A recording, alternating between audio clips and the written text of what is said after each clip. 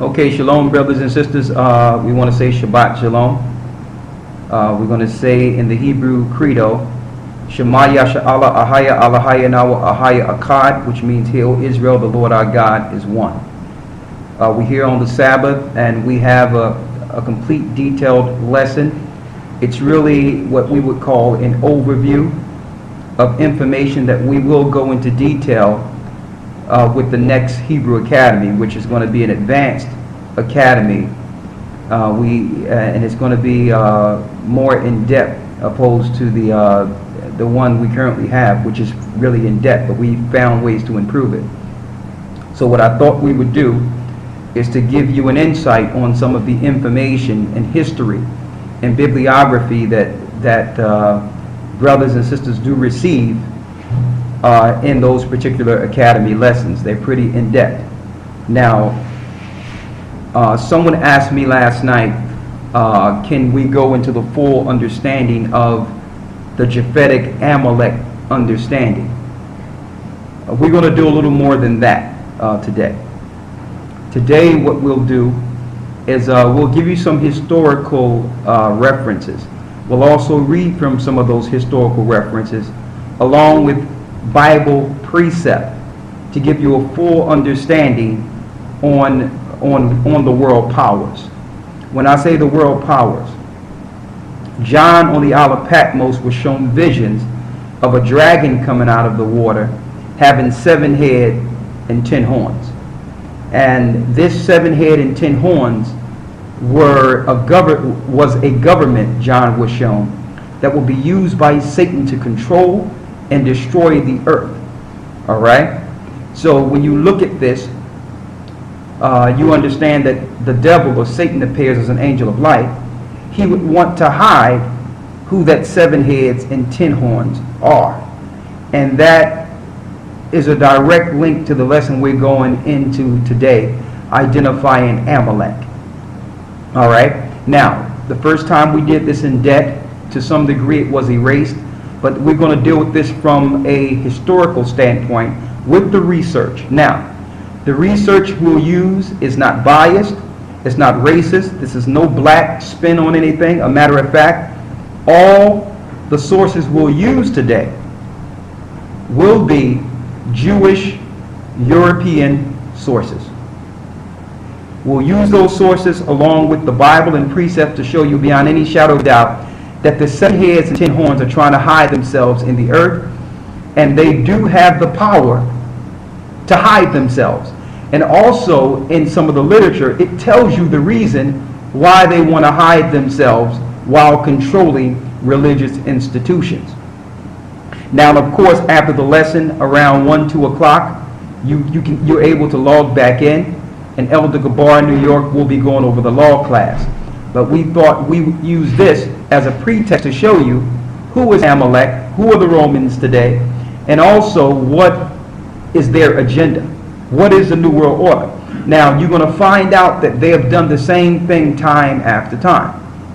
But if you can't identify them, they're so fragmented in their control, you would never identify who God is opposed to in this earth, and you would not understand who Satan is using to bring forth his New World Order.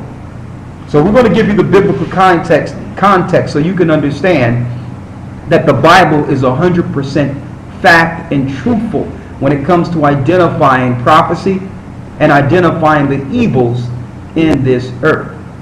If you try to go into any other so-called, what I would call conspiratory theory out there, you'll get totally lost, and that's where they want you. If you start going into the reptilian doctrine of David Icke, you're going off. If you start going into the Christian prophecies to preserve Israel today, or the state of Israel, you're going off. These are all diversions. If you're looking into space about Planet X and Planet Nibiru, you're going off. If you're looking into 2012 and the Mayans, you're going off. Okay, all these things, the Mayan prophecies in the calendar of 2012, you're totally going off.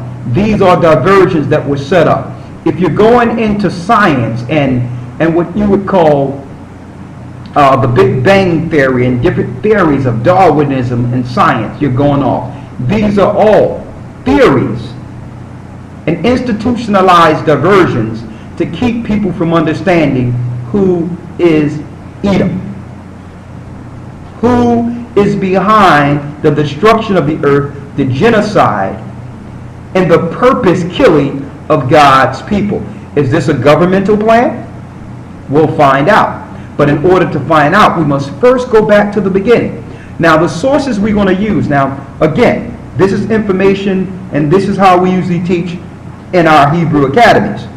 But we thought that we would actually bring this to the masses, to brothers and sisters out there, so they can see how much content and how much history you can receive if you get into these particular classes, number one. And number two, the world needs to know this. So we had every intention of making sure the world get it, but this is more of a vocation, so that people can study and have that vocation for themselves, so that they can go out with truth and destroy the gainsayers, because Satan have many minions in the front that will try to thwart, destroy, and divert the word of truth. So the resources we're going to use today, the outside sources, will be Arthur Koestler from the 13th tribe, which is Jewish, who's Jewish, and Charles A. Wiseman, who is also Jewish. And let me make this clear. We have no problem at all with any people in this earth. We don't have a problem with Jewish people. Okay, there is Jewish people out there that tells the truth. But we are against the seven heads and 10 horns in the governmental system that's set up under Satan to destroy God's people. And that's why we have to bring this forth. All right? There's Jewish people who are caught up in the conspiracy of being Jewish because they were just used as props for the 1948 propaganda of Israel going into the Jewish people going into Israel and Palestine to assume the covenant. So a lot of these Jewish people are actually part of the props. They're not even Jewish through bloodline, even though they may be Esau. A lot of them don't have the same bloodline, and we're going to go over that. But let's first go into Revelations to identify, according to Revelations, this vision that John seen. Okay, let's go to Revelations, because you know we're in the end now, and John was being shown the end. And those of the church and God's people would need to identify this particular empire or government. And we're going to take you to the past and show you how systematically the same people got prestige, government power to continue their agenda towards destroying the children of Israel all over the earth. This is nothing new. We're going to go back in the Old Testament and prove beyond any shadow of a doubt that these same people have been systematically killing God's people over and over again, and have been targeting these people. Okay? And eventually prop themselves up over God's people education. Think about that. That's one of the biggest weapons. If you are in a position to teach your enemy, that's a weapon. So through trickery, they got themselves up in certain positions and became the authorities and institutions of learning to control and to kill God's people. We're going to prove this. But first, let's identify it according to the Bible. Okay?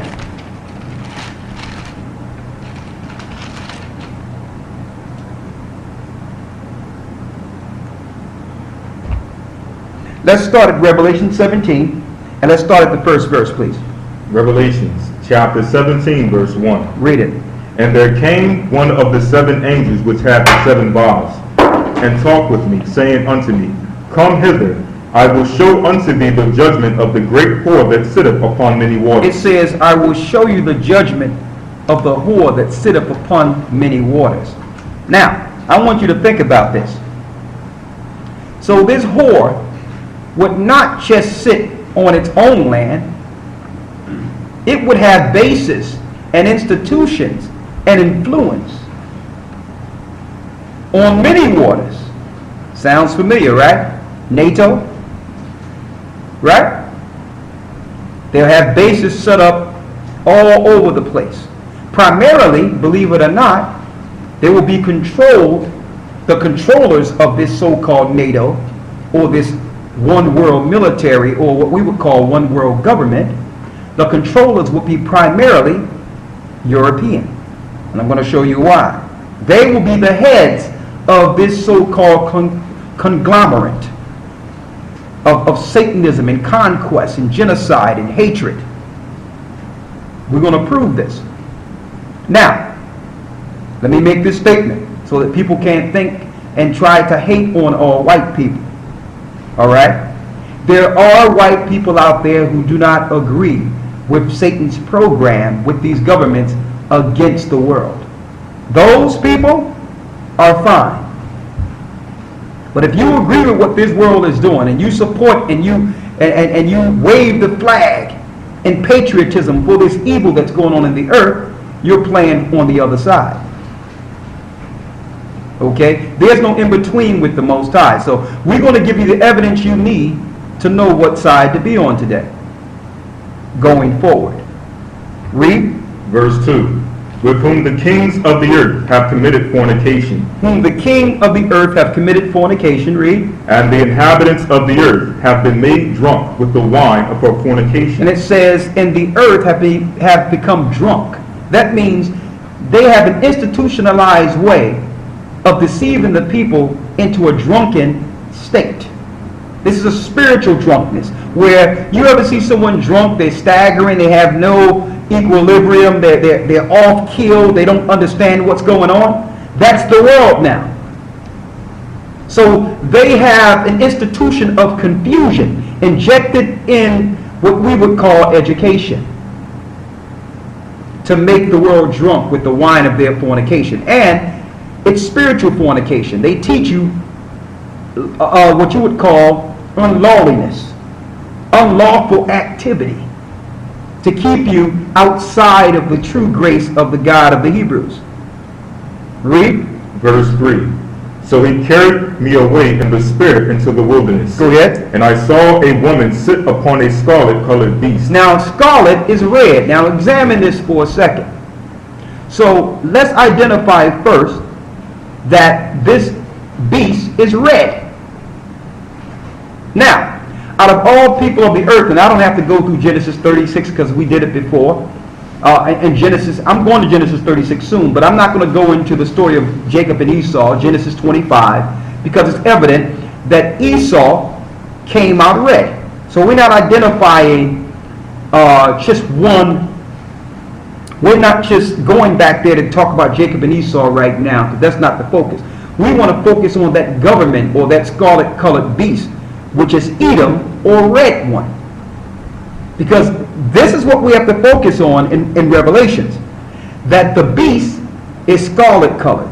So now we can understand, when John was shown this, who to look out for, who to examine when it comes to a government structure.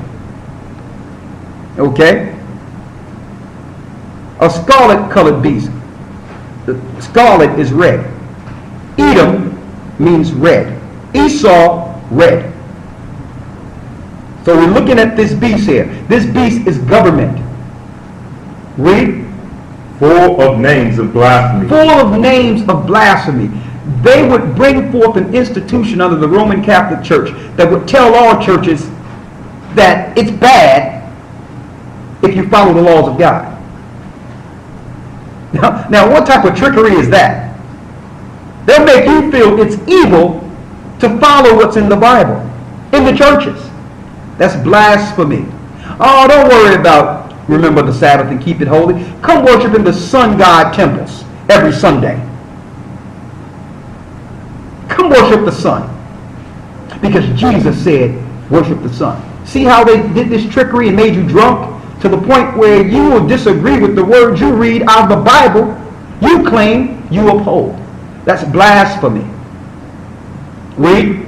Having 7 heads and 10 horns. Now, when you look at this 7 heads, the 7 heads is Rome itself. See, but don't just get caught in Rome. Because Rome, initially, think about this, is an idea. They didn't just stop at the borders of Rome. They used their conquest, their religious conquest, along with their military might to get the 10 horns as part of their government. And they would use the same systematic program to eventually take over the world. So Rome sits on 7 hills. Let's go down and get that. Let's find out what this 7 heads are.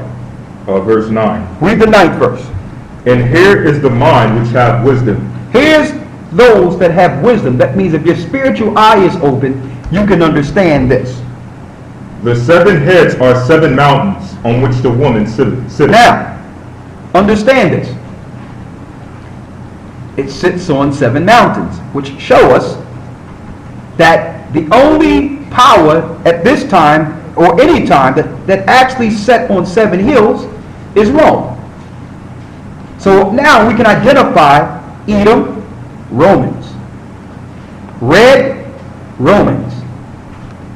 Now, it don't stop there. Let's go back up to the 7 heads, and let's get the 10 horns. So he carried me away in the spirit into the wilderness, and I saw a woman sit upon a scarlet-colored beast, full of names of blasphemy, having 7 heads and 10 horns. Read. And the woman was arrayed in purple and scarlet color. Purple and scarlet color, which is royalty. Also, purple and scarlet is the colors of your cardinals and bishops in the Roman Catholic Church. So they're not even trying to hide who they are. See, the Roman Catholic Church is not the Church of Christ. It's the Church of Satan. They just hijacked Christ's name. But they're pagans. They always have been. They're Roman pagans. They're idolaters. They're Babylonian worshippers. They're genie and demon worshippers. They're Satanists. They are child sacrificers. This is what they do. They are child molesters. This is what they do. This empowers them. These sadistic men that actually play a part of this evil conspiracy against God's people in the Roman Catholic Church think in their thwarted minds that it's righteous to rape little boys and take their, what you would call, virtue. This is what they think. This is their psychology. They must rape little boys so that they can take the purity and innocence. And then they try to use the Bible and say, well, Christ says you have to be like one of these children to enter the kingdom of heaven. So they feel they need to take the innocence from the child to make it into the kingdom. Is that sick? This is what they think. And then the little boy who lost his innocence must grow up and become a priest so that he can take his innocence back by raping another little boy. This is what happens in the Roman Catholic Church. So don't think that you're going to stop pedophilia and child pedophilia in the Roman Catholic Church. It's part of the institution. Read. And the woman was arrayed in purple and scarlet color. Go ahead. And decked with gold and precious stones and pearls. Now, when you go to the Vatican, you would think you're walking into the kingdom someplace. There's so much gold, so much riches, so much jewelry. Read. Having a golden cup in her hand. Golden. What's in her hand? A golden cup. Read. Full of abominations and filthiness. Full of abominations and filthiness of her fornication. That means she's going to go around the world and have all of us sip out of this cup of total blasphemy and evil and fornication and sin, and everything that's against God is in this particular cup, brothers and sisters. Think about this. Now, if you got the military might, okay, and the psychology, which is sorcery, to control the earth, you could have people sip of this cup and think it's good. Read. Verse 5. And upon her forehead was a name written, Mystery, Babylon the Great. Hold up. Mystery. Now, why would this be a mystery in the Bible? Why? Because this beast, this 7 heads and 10 horns, would teach an education to hide their true identity. That's the mystery, because they would hide themselves. Like, for instance, and we're going to show you that even Charles A. Weissman said the same, that if you know that the Most High is against your actions, if you know that the Most High hate what you're doing, people that follow God, if they can identify you to what God hates, they would be against your programming. So they had to make the people believe in the world that they was not Edom, that they cannot be the 7 heads and 10 horns. Think about this. That's why it's a mystery. If everyone knew who was really controlling the institutions, because a lot of these people in these churches are really God-fearing people, they're just confused.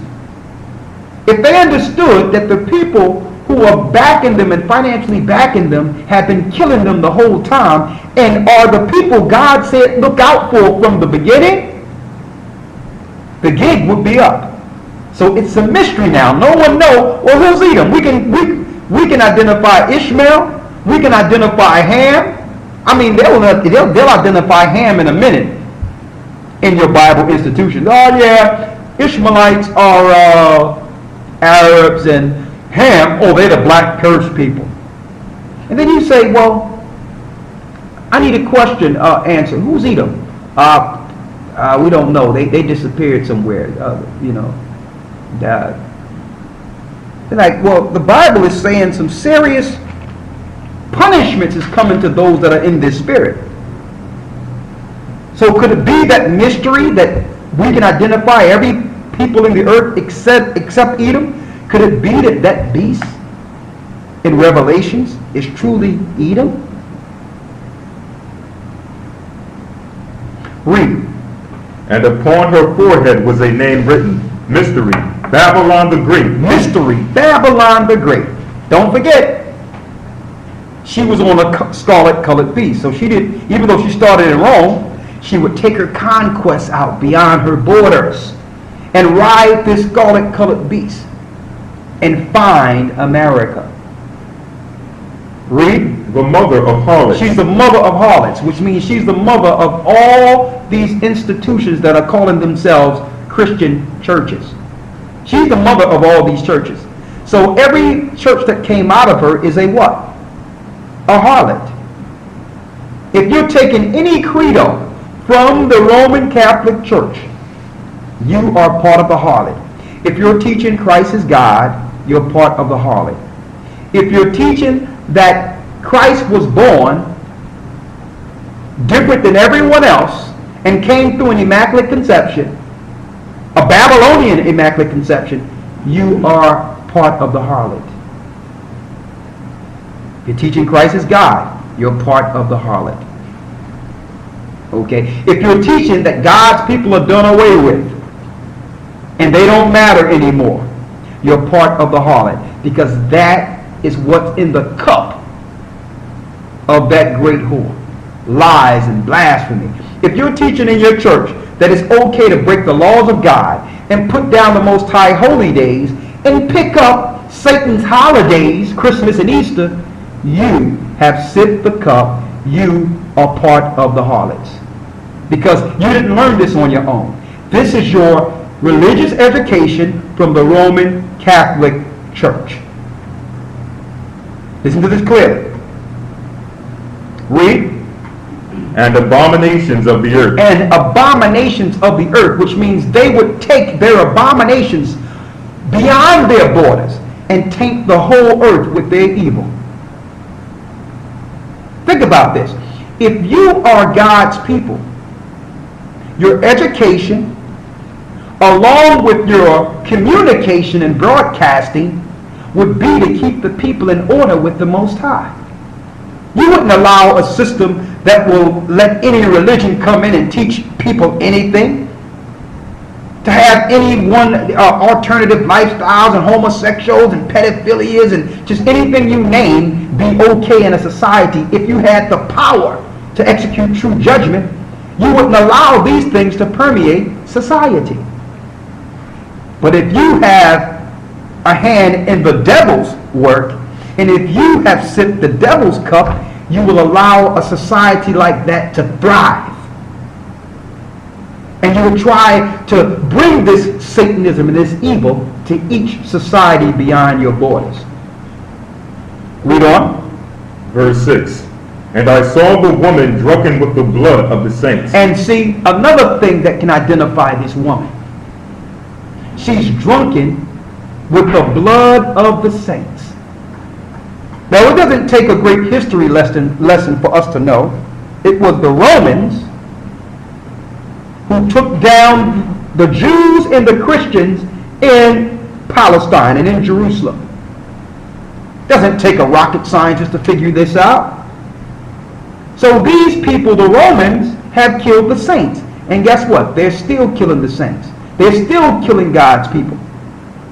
They've systematically set up a system in this earth that can target and destroy God's people all over the earth. I mean, it's madness what they're doing. I just received a letter just earlier today, how they were from a brother. May the Most High bless him. How him and his wife was told that she had to have her ovaries taken out and that she has a problem, and it was telling her to abort her child. And he said they heard one of our lessons. He heard one of our lessons and said no, he went and got himself the clamps for the umbilical cord and hired a midwife. And stopped going to the hospital because they was trying to pressure the woman, saying something was going to happen to her if she don't abort her child and get her ovaries taken out. And next thing you know, just the other day, they had twins.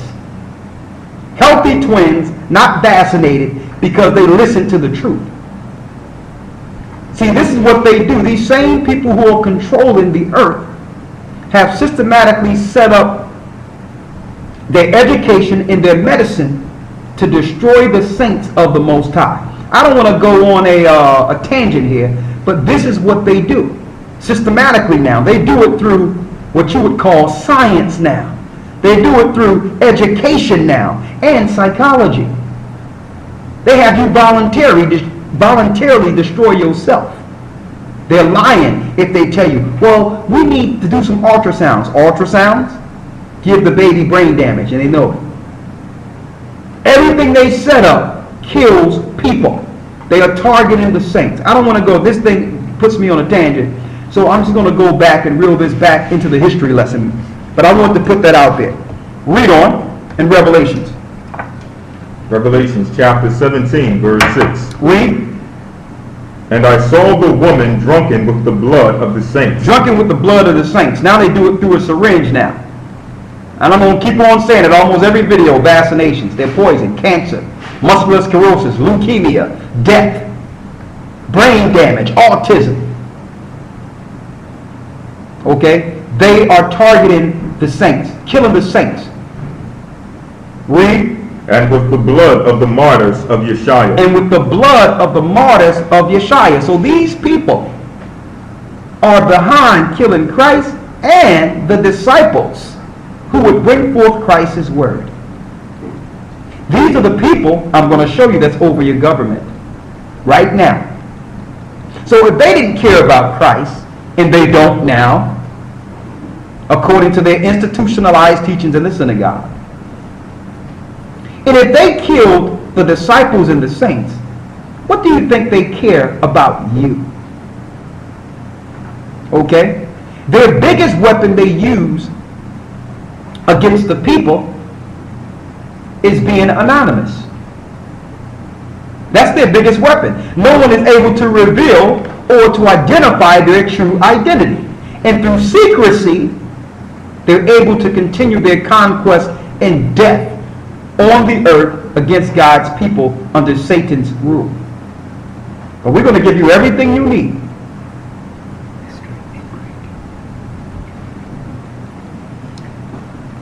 The water. Let me get mystery from Revelation 13 out of Greek. It means mystery, to shut the mouth. Mystery is to shut the mouth. So people cannot open up their mouths against this. That's what mystery means, to shut the mouth. If you don't know, then you can't speak. Here's another, this is good, brother.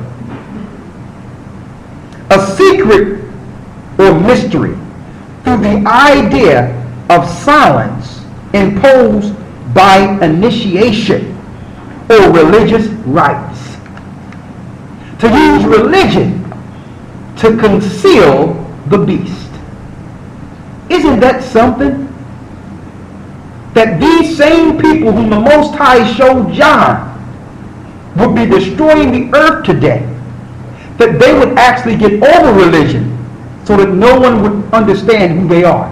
The best way to hide themselves is by claiming there's someone in the book that they're not.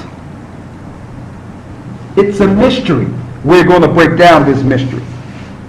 The water, brother. That was good. Finish reading it because I want to identify the 7 heads and the 10 horns. Get that 7 heads and 10 horns. Read that again.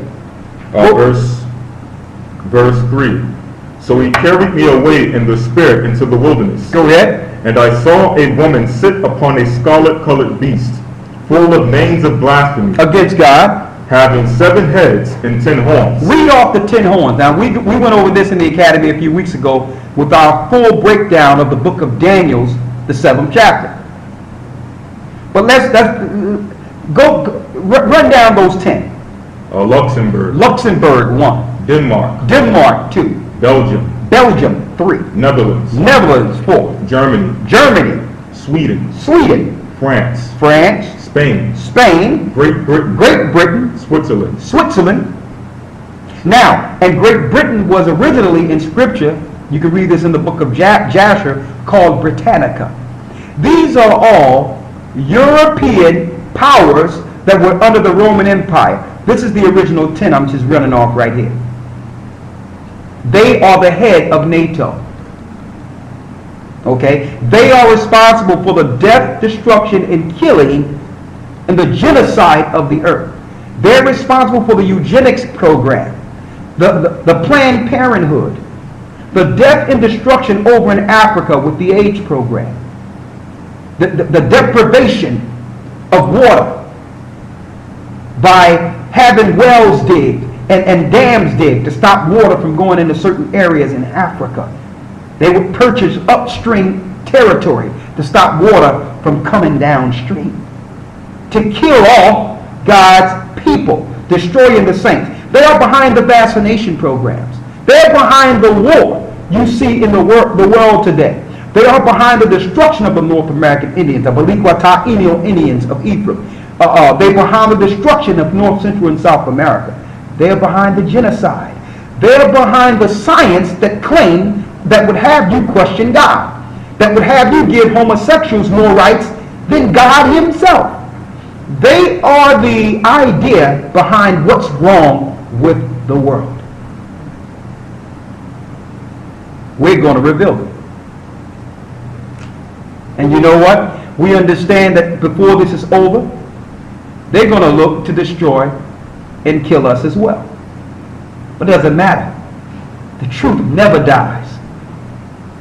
Because look what happened once you killed our big brother Christ. He became greater. His work became greater.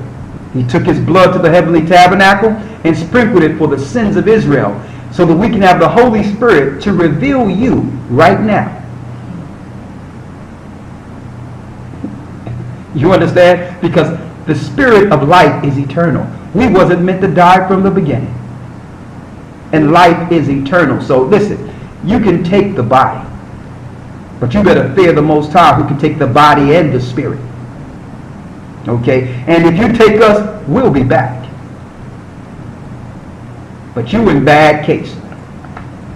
You are in bad case.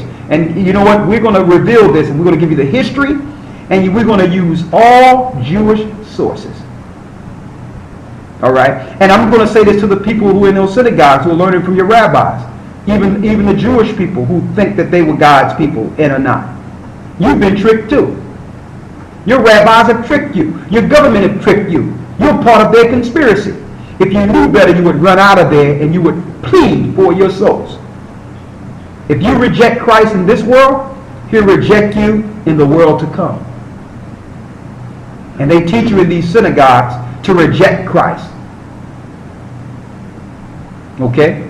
So, we just identified the 10 horns. These are all European factions that are part of one government that have protection under NATO. Who's the head of them? Amalek. Now, all these countries I've just named, Germany and all these different countries, these are all Edomite countries, okay? Originally, they were Japhetic countries. They were Japhetic countries until Alexander the Greek, after his father conquered some lands in Asia, Alexander the Greek finished the wars against Japheth and took Asia, or what the Bible calls Asia Minor, which is Europe. Okay? They took Europe through Alexander the Greek. Before that, Alexander the Greek's father Philip was warring against the Asians. And they took the land masses I've just named. And these are the land masses they would use to bring forth what you would call Satan's government, his democracy, his republic. That will be the idea of the world on how to make a one world order. And he would use his people to do it.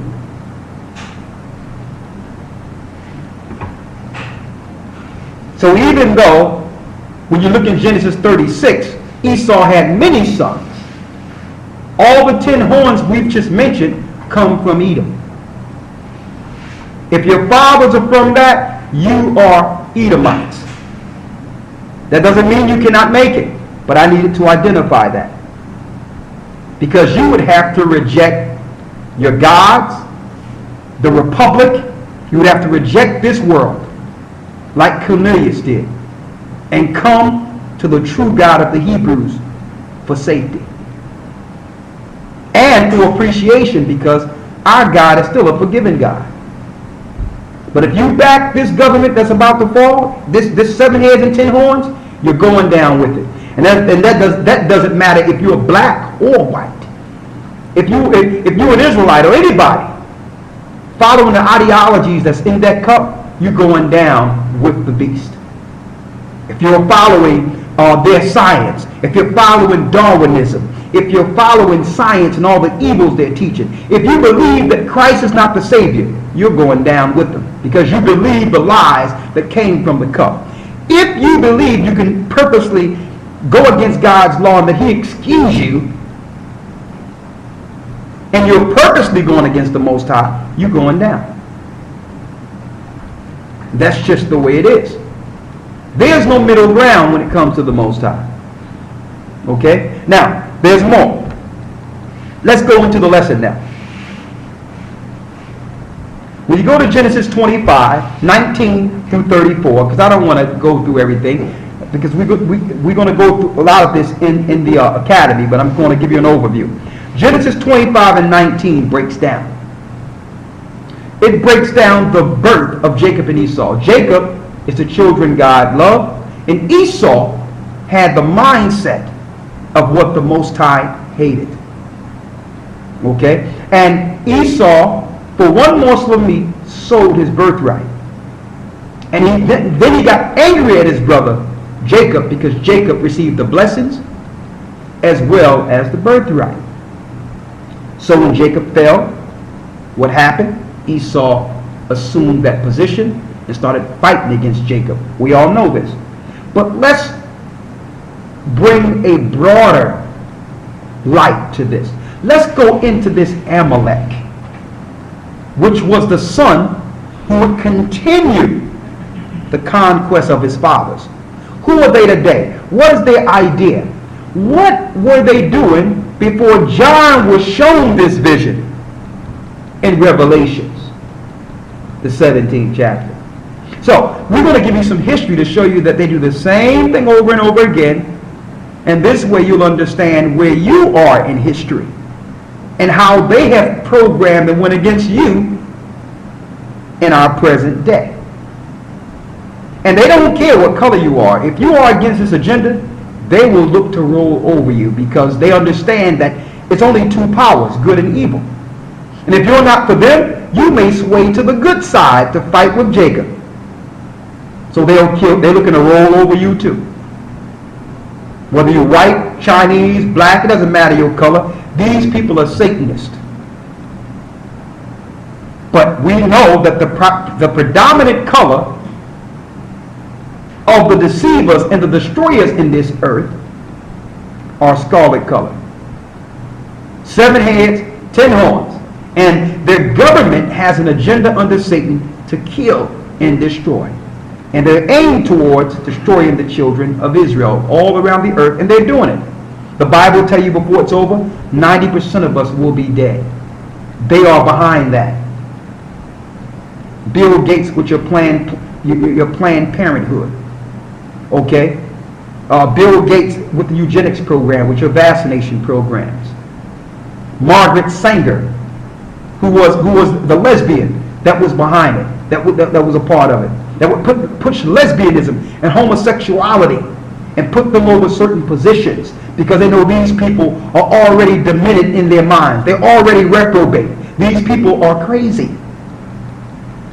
These homosexuals that feel that they were born this way are out of their minds.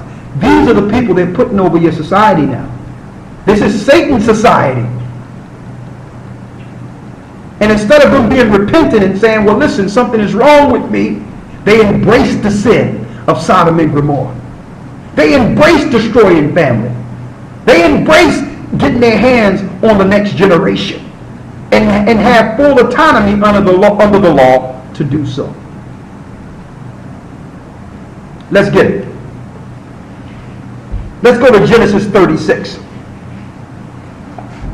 And before we go there, let's get the document that I want to read. And as a matter of fact, if you want, because the guy brought some very good detail into this particular document.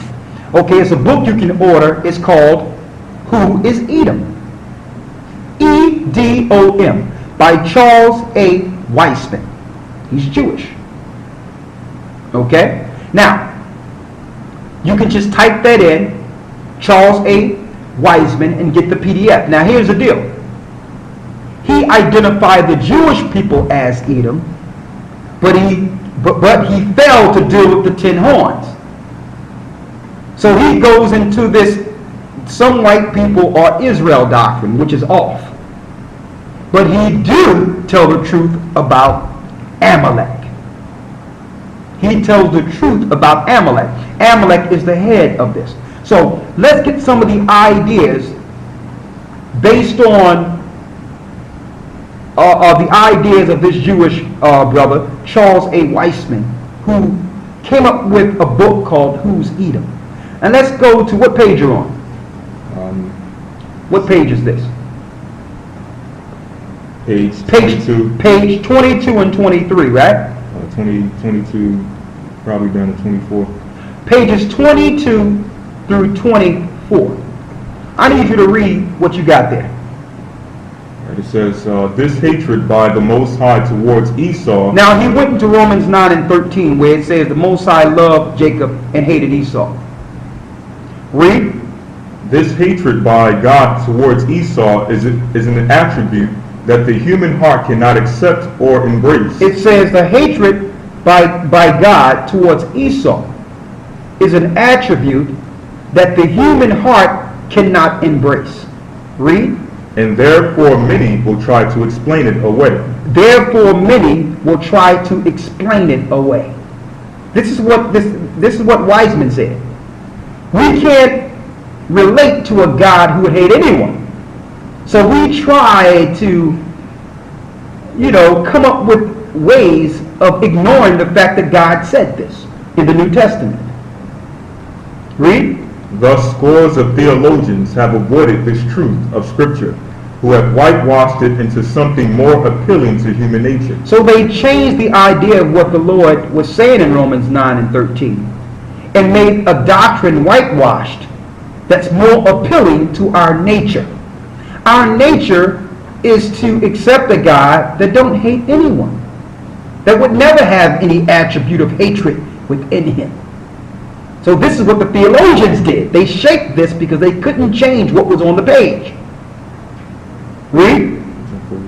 Let's jump over to page 23. There is not one favorable or positive statement in the Bible in relation to Esau or Edom. Read that again. There is not one favorable or positive statement in the Bible in relation to Esau or Edom. There is not one favorable or positive statement in the Bible in relation to Esau or Edom. Read. But how does this adverse relationship which God has towards Esau or Edom help us to identify who this character is in the world today? So it says, but how does this adverse relationship that God has towards Edom help us to understand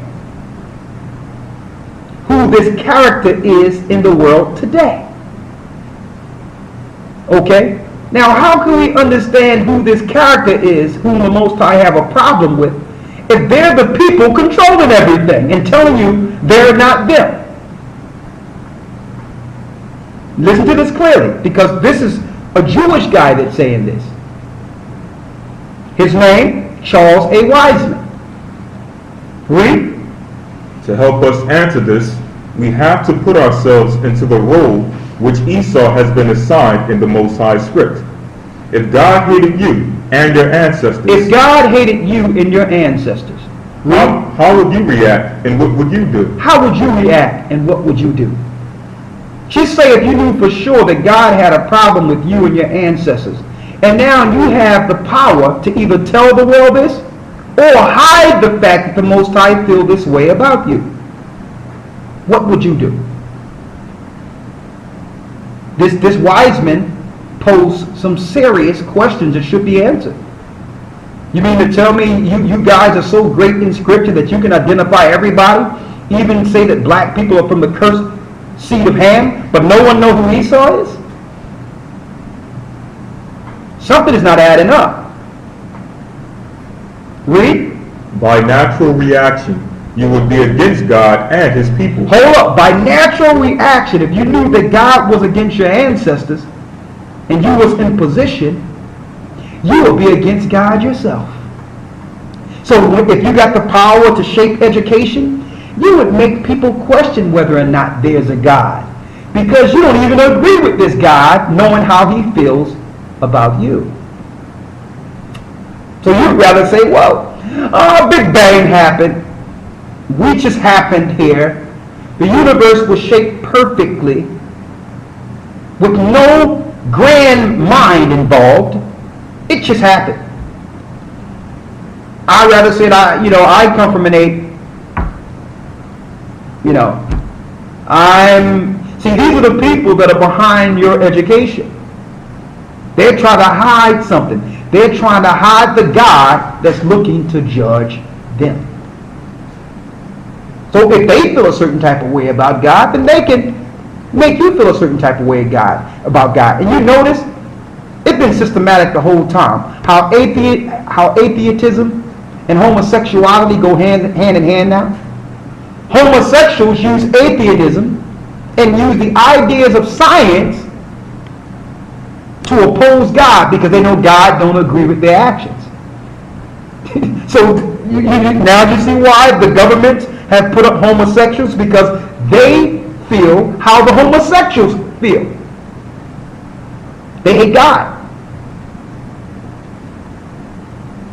There's more. What else did he say there? By natural reaction, you would be against God and his people, and try to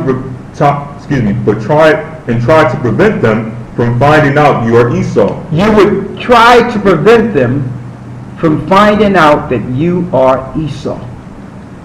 That means if you knew that you were Esau and no one else knew, you would set up institutions You would teach hatred against that God. Why? He just said it right here. Because it says right here, if God hated you and your ancestors, how would you react? And what would you do? By natural reaction, you would be against God and his people. That means the people God set up, you would hate them. And try to prevent God's people from finding out that you are Esau. Listen to this. The one God is against you. Knowing that if God is against something, so will his followers. So you had to set up an institution and hide yourself like the mystery of the scarlet colored beast that sit on all waters, which is Edom, the scarlet red beast. You would have to hide yourself, because who would follow you if they knew you were trying to fight against God? You would get zero participation in the Christian churches. You wouldn't be able to come into the neighborhood, in the minority neighborhoods, and try to teach anything about God if they knew your agenda. If they knew you've always been against them. Talking about these governments, the Roman governments. Read what else you have there, other Lord. Who is it that tries to conceal their identity as Edom? Who is it that tries to conceal his identity as Edom? Listen to this clearly. So these people will operate on the earth, take down through conquest, destruction, total mayhem, with no identity. No one knows who these people are. They just come out of nowhere, out of Rome, out of Europe, and start taking over and bringing paganism everywhere. And no one can identify who these people. Some people say they Japheth. Some people say they this, they that. But they're all the same people. Oh, I'm Israel. Well, how can you be Israel, Italian, Roman, Spanish? I mean, how can you be everything? Middle Eastern. Oh, I'm the Jews. Oh, I'm European. I'm Egyptian. How is it you can be the same people with 30 different identities? Doesn't make any sense.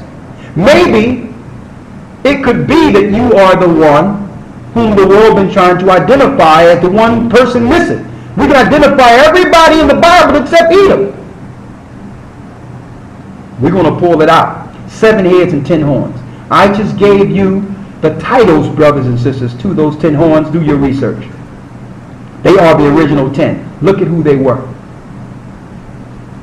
Okay? Research it. Why? Because the Most High said that man of sin had to be revealed. And we're going to reveal Amalek right now, but Amalek is not by himself. Amalek is just the one that had Nephilim bloodline. That was the leader and had the ingenuity under Satan to pull his brothers together against the children of Israel. Okay? What else you have? Who is it that tries to conceal their identity as Edom? Who is it that tried to conceal their identity as Edom? The one hated by God. The one hated by God, read. By claiming to be Israel. By what? By claiming to be Israel. This is Charles A. Wiseman, a Jewish guy, saying it's the people claiming to be Israel that is actually Edom. Read on. The one loved by God. Only one group of people reacts as though God has a hatred for them, that is the Jews. Read that again.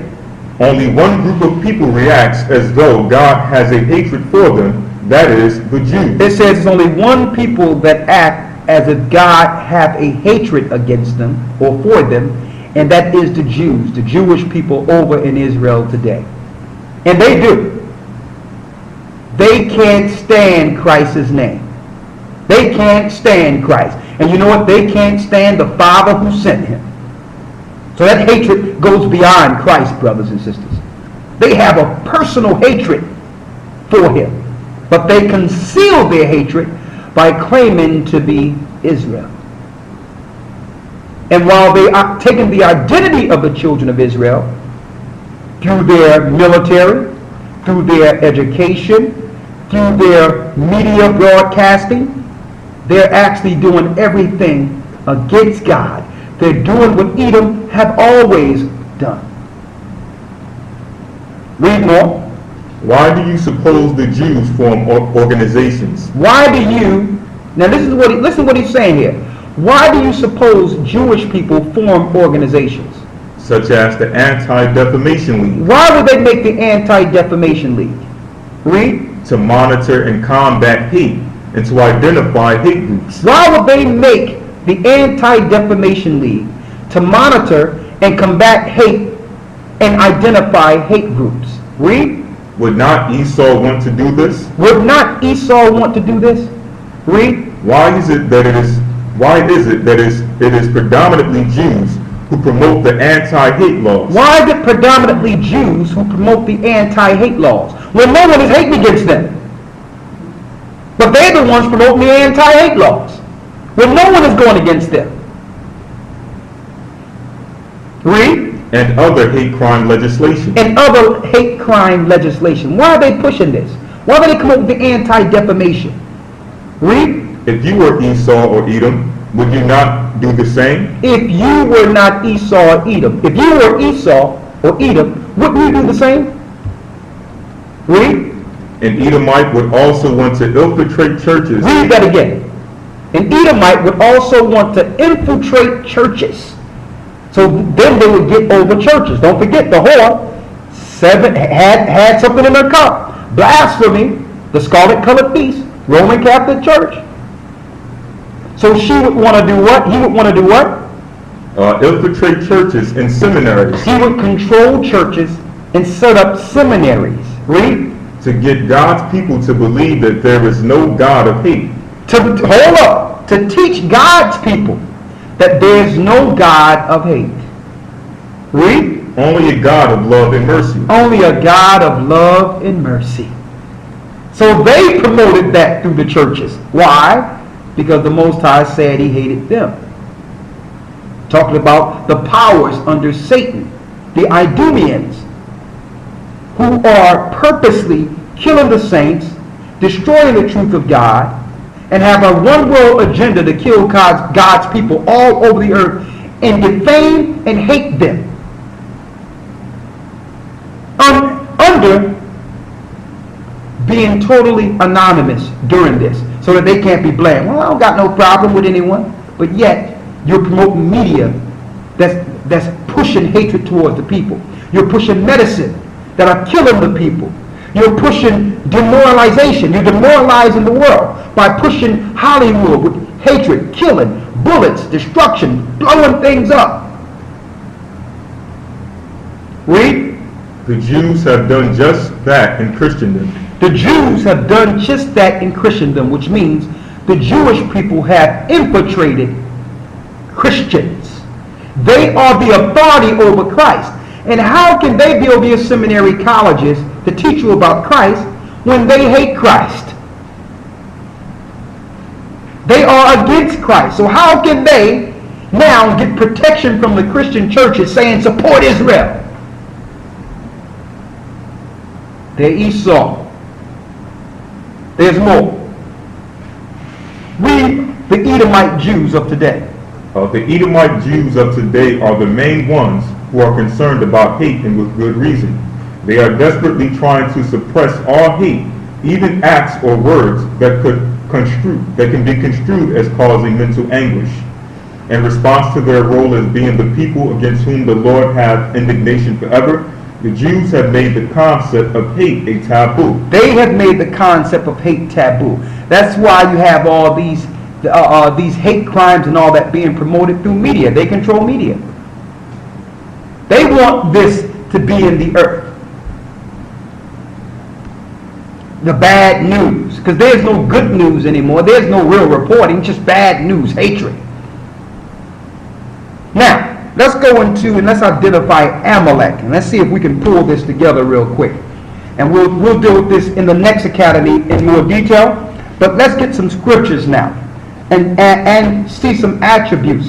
And see how Amalek moved himself from ancient times to modern times. Alright? Now, Let's get Genesis 36 and Genesis 36 and 12. Genesis chapter 36, verse 12. And Timnah was concubine to Eliphaz, and Timnah was concubine to Eliphaz, Esau's son. Esau's son, read. And she bare to Eliphaz Amalek. To who? Amalek. So Esau, read, had a son named Amalek who was related, and his mother was a Horite, which means she was actually a seed of Nephilim. You notice in mythology or Greek mythology, they talk about demigods, people that are part angel and part fallen god and part human. Okay, this is truth, brother. It's not myth, brothers and sisters. His mother was a child of a so-called demigod, fallen angel. So they had Nephilim blood in them. And that's the difference between him, even though there's other brothers and sisters like that, and some of the other children of Esau. They got the same father, but the mother's blood, the Horite blood, is demigod or fallen angels. Read. Verse 12. And Timnah was concubine to Eliphaz. Go to the 10th and 11th verse. Chapter 10, verse. Genesis 36, 10 and 11. These are the names of Esau's sons. Eliphaz, the son of Adah, the wife of Esau. Ruel, the son of Bashemath, the wife of Esau. And the sons of Eliphaz were Teman, Omar, Zapho, and Gatam, and Kenaz. And Timnah was concubine to Eliphaz, Esau's son. And she bare to Eliphaz Amalek. And these were the sons of Adah. Now, what do the Most High feel about Amalek? I need you to go to Numbers 24 and 20. And see, Christians could never get this. It's hard for them to get it. It's tough. And I really feel sorry for them because the way they're taught. They taught to ignore common sense. They taught don't even read the Old Testament, even though Christ fulfilled the Old Testament. So how do you know what Christ fulfilled if you don't believe the Old Testament?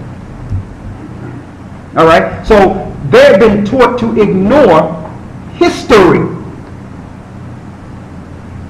See, and that's why the Jewish powers, the Idumeans, prey on the Christian church, because it's a church filled with pure ignorance. Let's go to Numbers 24 and 20.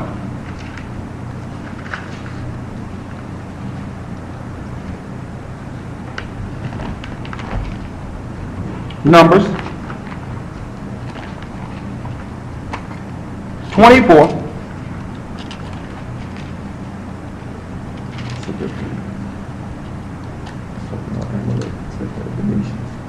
Let's get that. I need that. Numbers chapter 24, verse 20. Read it. And when he looked on Amalek, he took up his parable and said, Amalek was the first of the nations, but its latter end shall be that he shall perish forever. Read that again.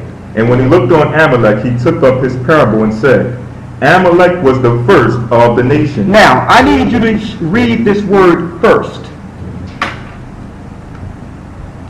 The word first out of the Strong's Concordance.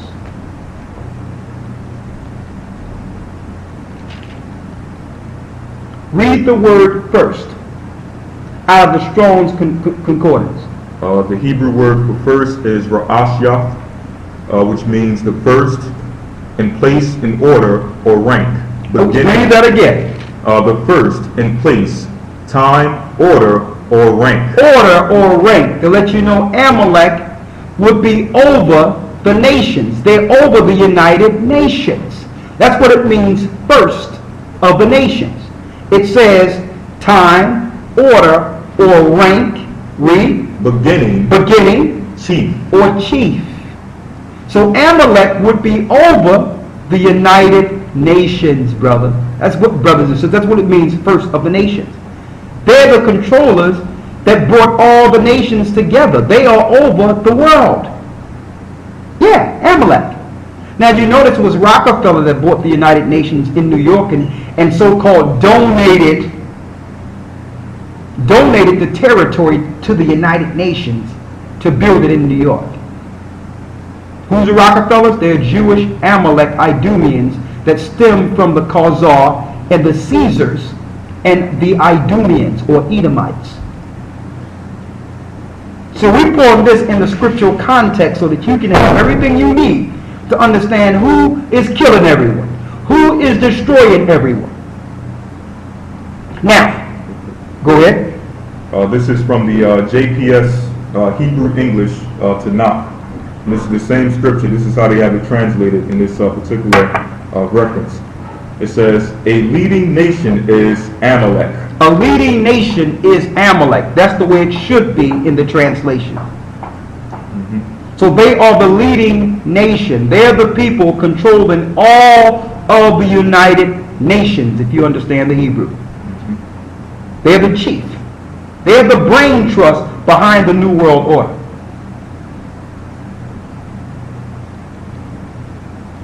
Read. Okay. Now, let's get the next one now. Let's get Numbers 17 and 14.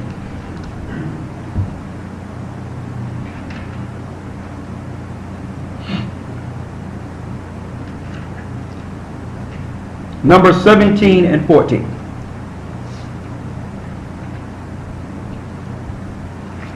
Read that.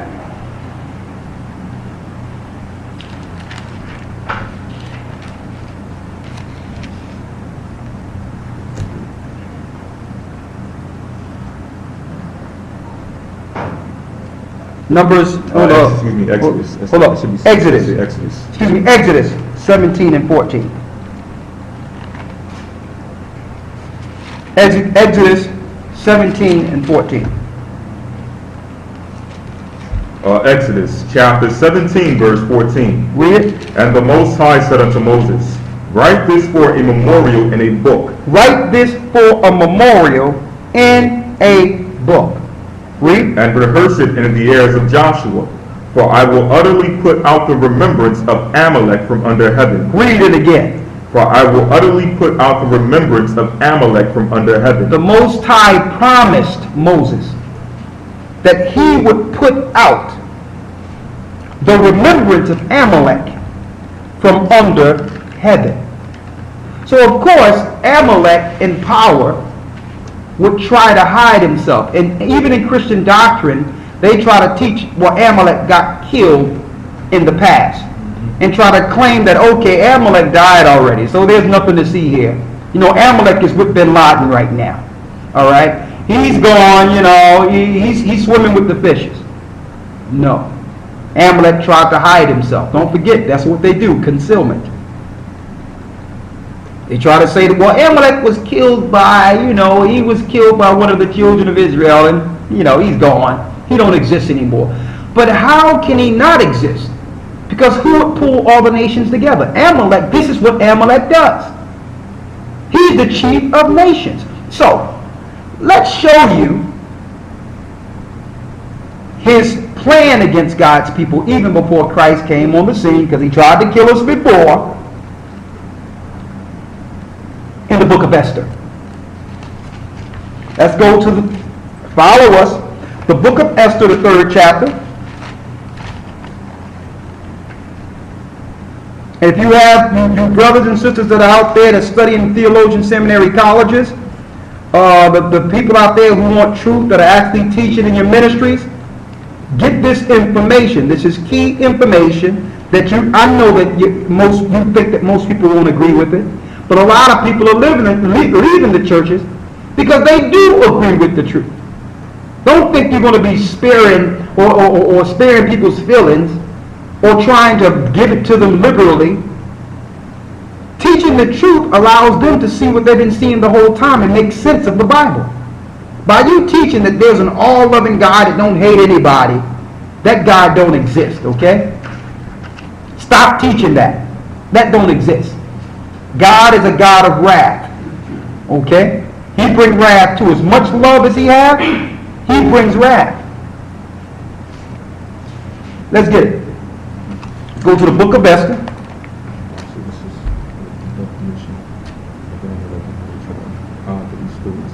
Okay. What you got there? The fate of Amalek. It says, David waged a war of extermination against the Amalekites. It says, here's another document that we will have in the academy called Fate of Amalek. It says David waged a second war of extermination against the Amalekites. Read. Who retaliated by a successful surprise of Ziklag. David, however, followed and caught the Amalekites on the retreat, regaining their captives and spoils. On this occasion, the Amalekites, like all desert warriors, made their raids upon camels. After this defeat, Amalek disappears. It says, after this defeat from David, Amalek disappears. Read. So that it seems as though the nation had actually been exterminated by the wars with Saul and David. That it states in the time of Hezekiah, 500 Simeonites annihilated the last remnant of the Amalekites that had escaped on Mount Seir and settled in the places of Amalek. Thus the related tribes of Amalek and Edom were united again at the end. It says what? And settled where? And escaped from what? Escaped on Mount Seir and had settled there in their places of Amalek. Thus the related tribes Amalek and Edom were united again at the end. So Amalek and Edom was united again. They was throwing out theories that Amalek got killed by Simeon. But really, some fled and got refuge with their brothers in Mount Seir of the Edomites to fight another day. I'm going to prove that. This can be proven. It's easy. Also, you can find a lot of this information we're reading out of the Jewish Encyclopedia. So even the Jewish people know that Amalek wasn't utterly destroyed. But let's prove to you, after this, what we read in Chronicles, this overview in Chronicles, people try to use and say there's no more Amalek. Let's prove he was on the scene after this. What was the time of Esther?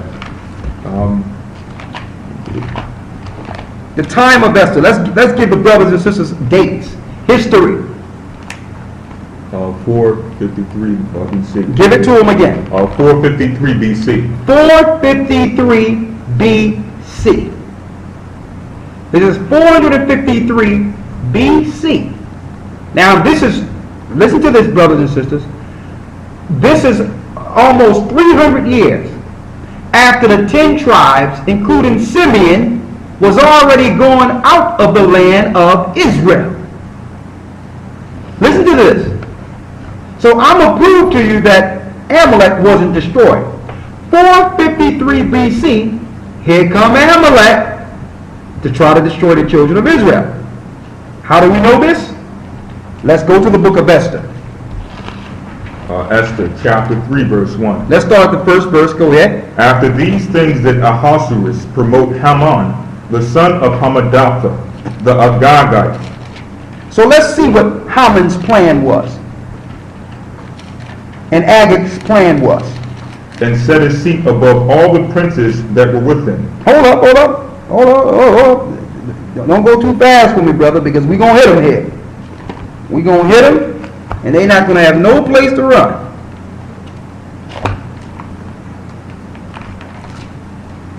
Right here. No place to run. That scarlet colored beast will be revealed. Okay.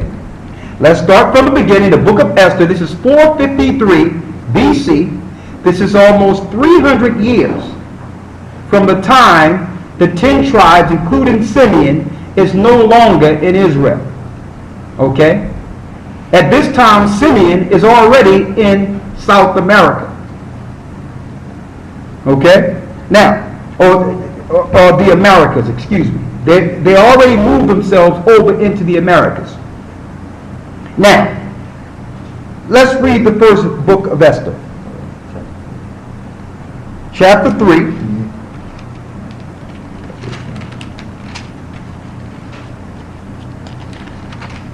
Matter of fact, let's go to the first verse. The first chapter, the first verse, and then read the third one. Read. Now it came to, Esther chapter 1 verse 1. Now it came to pass in the day of Ahasuerus This is Ahasuerus, which reigned from India even unto Ethiopia, over 127 provinces. That in those days when the king Ahasuerus sat on the throne of the kingdom, which was in Shushan the palace, in the 3rd year of his reign, he made a feast unto all the princes and his servants, the power of Persia and Media, the nobles and princes of the provinces being before him. So as you can see, this is during the Media-Persian rule. Now, let's go back. That means these people, the Persians, were over the children of Israel. I wanted to point that out. Now read 3 and 1. Esther chapter 3 verse 1.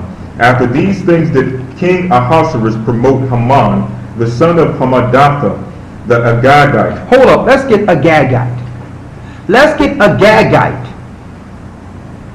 Agagite, H91, an Agagite or descendant of Agag. Who's Agag? The reference you to H90, which says flame, Agag, a title of Amalekitish kings. Hold up, a title of the Amalek kings. So Agag was a descendant of the head of Esau's nations. And now the Persians are putting him in position to come against us during the time of Esther. Who else can plan our demise more so than Edom? So here they go again. And you're going to find out they do this time after time and get in position to exterminate us. Same thing. So don't think Israelites have been picked on, starting at this time, or slavery. Even in the Old Testament, before Christ came, they were picking on people and trying to kill people. When Christ came, they tried to kill him. They killed the disciples. This is what they do. Now let's get more of the story of what their plan was. Read. Haman, the son of Hammedatha, the Agagite, and advanced him and set his seat above all the princes that were with him. And all the king's servants that were in the king's gate bowed in reverence Haman, for the king had so commanded concerning him. So they put him up right next to the king. Okay, this is Esau. Read. But Mordecai bowed not, nor did him reverence. Then the king's servants which were in the king's gate said unto Mordecai, Why transgressest thou the king's commandment? Now it came to pass when they spake daily unto him, and he hearkened not unto them. And they told Haman to see whether Mordecai's matters would stand, for he had told them that he was a Jew. And when Haman saw that Mordecai bowed not, nor did reverence him, then was Haman full of wrath. And he thought scorn to lay hands on Mordecai alone, for they had showed him the people of Mordecai. Therefore Haman sought to destroy all the Jews that were throughout the whole kingdom of Ahasuerus. Mordecai, an Israelite, did not bow to Amalek. So he did what? And he thought scorn to lay hands on Mordecai alone, for they had showed him the people of Mordecai. Wherefore Haman sought to destroy all the Jews. So now Haman, Amalek, is looking to kill all of God's people in the Old Testament. Y'all see this? This is history. See, the Christians don't know about this because this stuff like this bore Christians. Okay, they'd rather hear a song and have somebody screaming and have sweat dripping off them and they screaming. This is what they want. They don't want to hear something that would actually give them the understanding of why we're in this condition and who's systematically killing us and how they've done this in the past. Stuff like this bore Christians. Listen, they look at you in a minute and say, well, I don't see salvation in what you're saying right here. Where's the salvation at? The salvation is understanding who's killing you.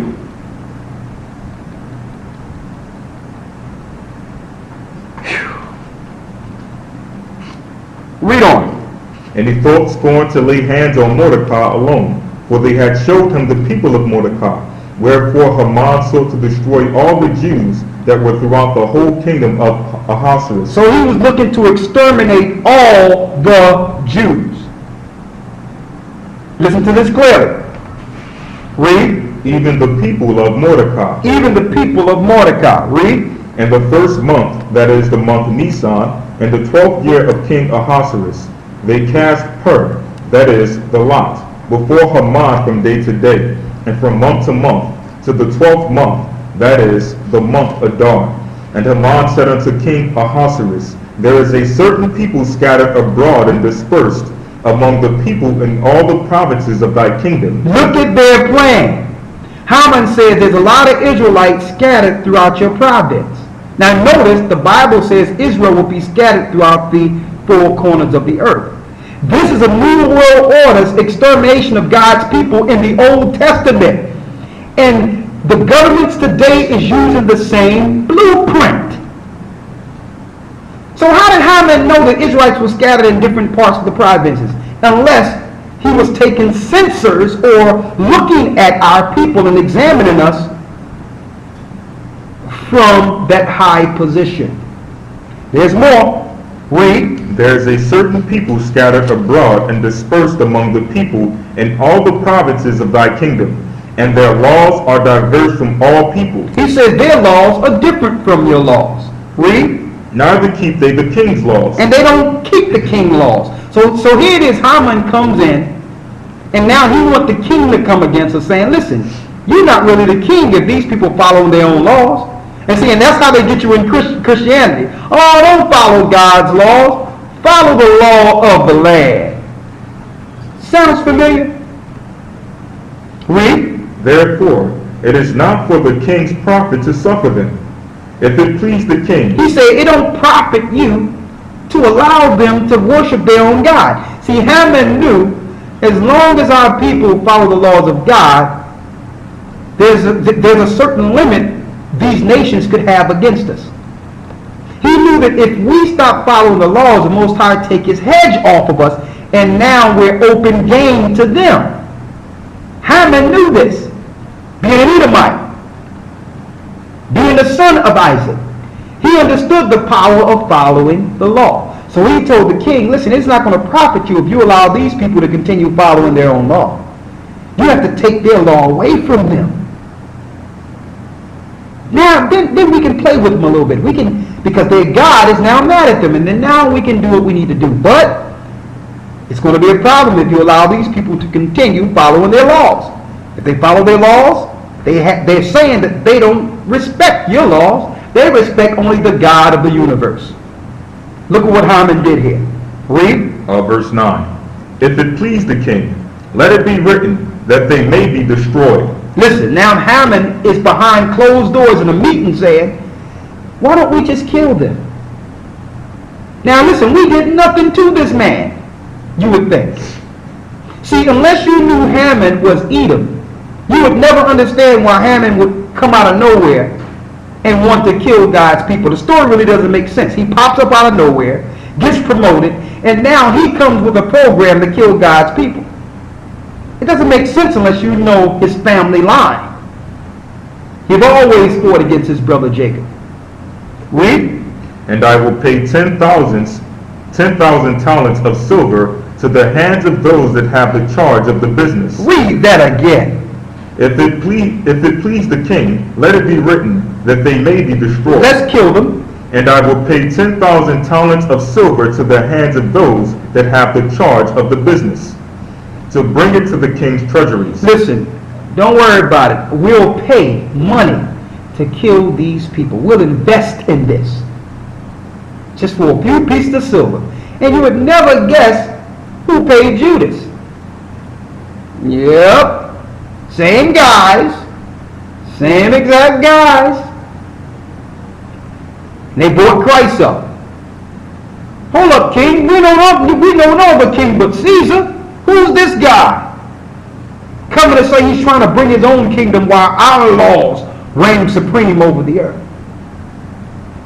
Hang him! Kill him! Crucify him! 30 pieces of silver. Sounds familiar? Now, see something, say something. If you hear a tip, you can get a reward. An anonymous tip. You can get a reward to turn some people in for 30 pieces of silver. Sounds familiar? Hang yourself. Kill your own people. Spy on your own people. 30 pieces of silver. See, these guys today are not coming from a new draft board. They are actually coming from the same blueprint of Idumeans and Edomites in the Roman Empire of the past. Read. Verse 10. And the king took his ring from his hand and gave it to Haman, the son of Hammedatha, the Agagite, the Jews' enemy. And he gave full power to the Jews, the Israelites' enemy. Look at this. And then what? And the king said unto Haman, the silver is given to thee, the people also, to do with them as it seemeth good to thee. Then were the king's scribes called on the 13th day of the first month, and there was written according to all that Haman had commanded unto the king's lieutenants, and to the governors that were over every province. I'm going to show you this so you'll know what happens in the Pentagon and in their private United Nations and all their little meetings that for legislation. This is what they talk about. Well, how many babies died so far? Okay, we need to ramp up. Okay, let's get that scientist in here and see if we can get some deadlier strains of vaccinations for these people. All right, let's get this together here. These people are actually living. Let's get them out of here. All right, let's tell women, listen, something's wrong with you. Let's take out your ovaries. Let's get this working here. These people are still living. We have a problem here. This is what they talk about, brothers and sisters. Planned Parenthood. You'll see signs. Are you depressed? Are you upset? And don't even know these are CIA signs. I'm going to show you how they use these CIA signs. Do you feel depressed? You call the hotline, and the hotline is asking you questions like, do you have any children? They know you're depressed already, so now let's go in there and get these children because maybe they're not living in a safe environment. This is how they do things. Okay? You'll be surprised what is CIA, brothers and sisters. Planned Parenthood, all these are CIA government institutions. The old lady next door to you that's watering her garden and maybe watering her little flowers and say, oh, how you doing? Could be CIA, brothers and sisters. You're looking at somebody that jump out in all black. Their plans, their mindset is told us by the Most High Himself. We understand how these guys operate because God has showed us the mind of Esau. And they keep doing the same blueprint over and over again, and they're banking on you being stupid and ignorant and not looking into history. These guys don't do new tricks. Why do something new when the old tricks work fine? The knowledge of how to defeat them is to bring them out from the dark. To bring them into the light so that everyone can see them, because that's the only way to fight against these guys. Read. Chapter and verse.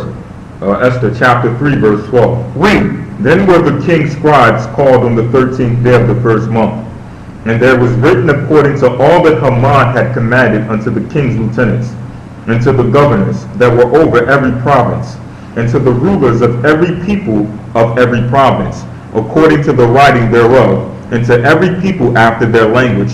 And the name of King Ahasuerus was it written, and sealed with the king's ring. And the letters were sent by post into all the king's provinces. So now everyone is getting letters on what to do against these people. Now mind you, these people had no idea this guy was planning their extermination. They figured government is just planning ways to make the government run smoothly and to protect the citizens. They had no idea that this guy was sitting up in a government seat next to the king, looking to kill them and everyone in the land. So if you don't think government plans total genocide and destruction, you better wake up. Read. And the letters were sent by post into all the king's provinces, to destroy, to kill, and to cause to perish all Jews, both young and old, little children and women, in one day. And what? Little children and women in one day. Okay, that sounds like martial law to me. It sounds like you. Let's just kill them all, women and children. Let's kill everybody. Now, this guy that's over this, is this a man of God that's coming up with this plan to kill God's people? These are the same people that fund Planned Parenthood. They tell you, oh, don't worry about it. It's just a fetus. Don't worry about it. It's okay. Just kill the people. Well, you know, the planet is just too crowded. You know, it's just too crowded. You know, lying. Like the Most High don't know how many people need to be in this earth. Who are you? They're trying to regulate how many people come into this earth. You must be crazy. And see, they are crazy. See, these are the people of Satan. Read more. Even upon the 13th day of the 12th month, which is the month Adar, and to take the spoil of them for a prey. So here it is, they want to kill us and take anything we have. Read. The copy of the writing for a commandment to be given in every province was published unto all people. It became law, brothers and sisters. Just imagine that. This is law. And you know how the police be like, well, listen, I'm just following the law. So what if the law is unjust? Well, it's the law of the land. What if the law says it's okay to kill God's people? Is that a law we should follow? Read. The copy of the writing for a commandment to be given in every province was published unto all people, that they should be ready against that day. The post went out being hastened by the king's commandment, and the decree was given in Shushan Palace, and the king and Haman sat down to drink. But the city Shushan was perplexed. Read. When Mordecai perceived all that was done, Mordecai rent his clothes and put on sackcloth with ashes, and went into the midst of the city, and cried with a loud and bitter cry, and came even before the king's gate, for none might enter into the king's gate clothed with sackcloth. So here it is, Mordecai, prophet, man of the Most High, children of Israel, came crying once he heard it was a decree to slaughter all of his people. Now, I'm not going to read the whole story, but they took census. They wanted a number of how many children of Israel they needed to kill, as far as so that none could be left. Now they say, well, let's answer the census. We're counting on you. So they can actually keep tallies or keep tabs of the genocide. Or, if there's martial law, to know how much artillery is needed or poisons are needed to kill these particular people. Why don't you answer the census? You know, this is the way we find out whether or not a neighborhood needs help and how much help we can get in the neighborhood. They always come like that. Well, how can I be answering the census to get help when y'all said when you all are about to cut off all the programs? If you want to cut all the programs, why are you answering the census to know what to help us with? They're looking to kill you. This is Esau. This is Edom. This is the 10 horns. This is the scarlet-colored beast that went on waters bringing their psychology. Matter of fact, this is the minority we're speaking about. They're the minority. And they broke everyone up in factions and in groups so that they can look as if they are the majority. We must expose them. Now, I need you to go to the book of Esther, 16 and 10. The Apocrypha, to show you how this story continues. And you notice they took the rest of Esther out of the Bible, so that you can't pinpoint these characters. But we're going there. We're going into the Apocrypha, 2nd Esdras, 16 and 10. 2nd Esdras, chapter 16, verse 10. Read. For Haman, a Macedonian, the son of Amadatha. Now, it calls Haman the Macedonian. Why? because this is Haman who went into Persia. Now, how do we know now that this links directly to the Greeks? How do we know this? Hold back and get the book of Maccabees. The book of Maccabees, the first chapter and the first verse. First Maccabees chapter 1 verse 1. Read. And it happened that Alexander, son of Philip. Now we know Alexander was Edom. He was Caucasian. Alexander the Greek. Read it again. And it happened after that, Alexander, son of Philip. Alexander, son of Philip. The Macedonian. The what? The Macedonian. The Macedonia. Because why? The Edomites went into Macedonia. To show you the Greeks are from the remnant of what we see here, the Agagite kings. Now we're bringing Esau from his birth all the way to his power over Greece. Examine that. Because right after this empire, what comes next? You had the Babylonian, Persian, Medo, and then you had who? The Greeks. Now they're in power. We're showing you when they first got their seat in Persia, in Macedonia, the Agagite, Agag, Haman from Agag. And what was their plan? To mass exterminate the children of Israel. Now they have a global seat. They have a superpower. And then they go into Rome and become an even greater empire to look to destroy God's people. There's more.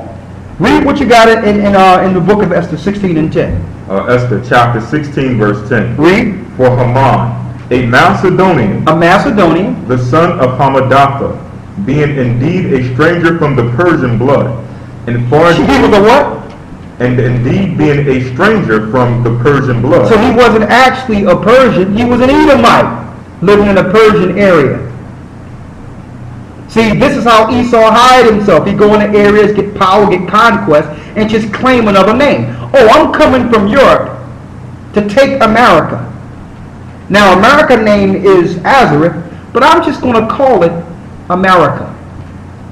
And I'm going to come from the Ten Horns, and so that no one will know who I am, I'm no longer Netherlands, I'm no longer Belgian, I'm no longer German, I'm American. I'm no longer what I was. This is how they hide themselves. But we know, according to the Bible, who you are and what your plan is. Again, we're not talking about all Caucasians. There's some Caucasians, a lot of them, who have denounced the Roman satanic paganisms. And if you are operating like that in the spirit of truth, you are our brother. We have no problem with you. But if you are operating in the spirit of Esau, God has a problem with you. And I'm not worried about you either, because based on this judgment, you are going down. Finish reading what you have. Being indeed a stranger from the Persian blood. He was a stranger from the Persian blood. To prove to you that he wasn't a Persian, he was Edom from Agag. Read.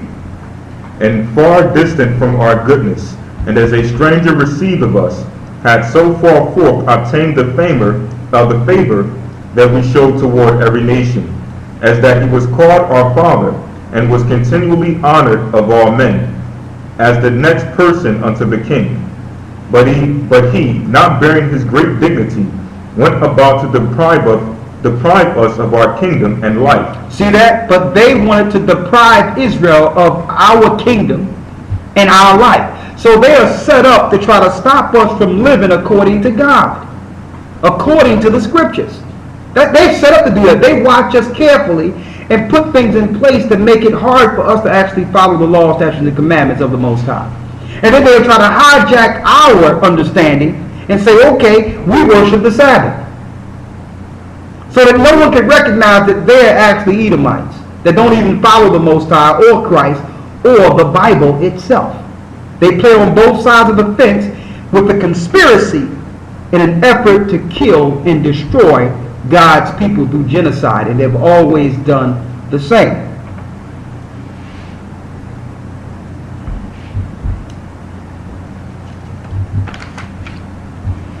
Now, so when you go into the book of Obadiah and it says, he shall destroy them from the mount of Esau, it's talking about the powers that stands. Okay? And in the book I've read, I'll keep on bringing out this book, The 13th Tribe, by Arthur Koestler, that show you that they're from Causaria. There was some more information in that particular literature from Weisman to show you how they assumed their new identity from Khazar. I want to get that real quick. Right there, you had it. You had it right there. That's what you got to do here. That'll be the last thing, and then we'll open up for questions here.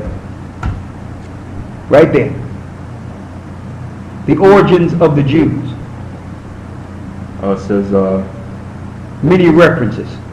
Many references in historical sources have What page are you on there? This is page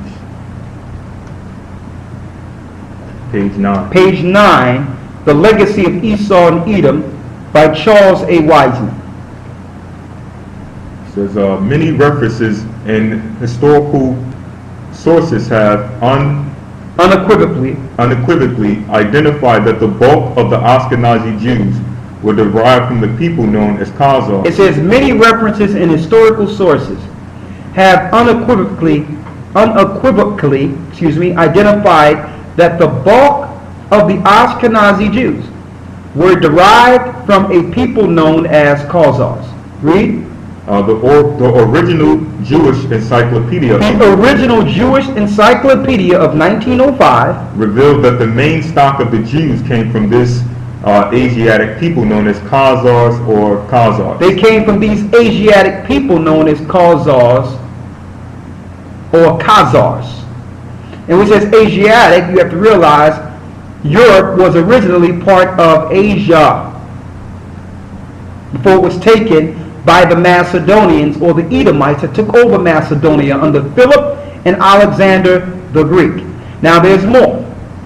It says, according to the Jewish encyclopedia. Okay, we're on page, what, 11? Mm-hmm. Read. According to the Jewish encyclopedia, the original stock of the Khazars came from the land of Edom. Came from what? Came from the land of Edom. Read it again, nice and slow. According to the Jewish encyclopedia. According to the Jewish encyclopedia. We didn't write this encyclopedia, brothers and sisters. Read.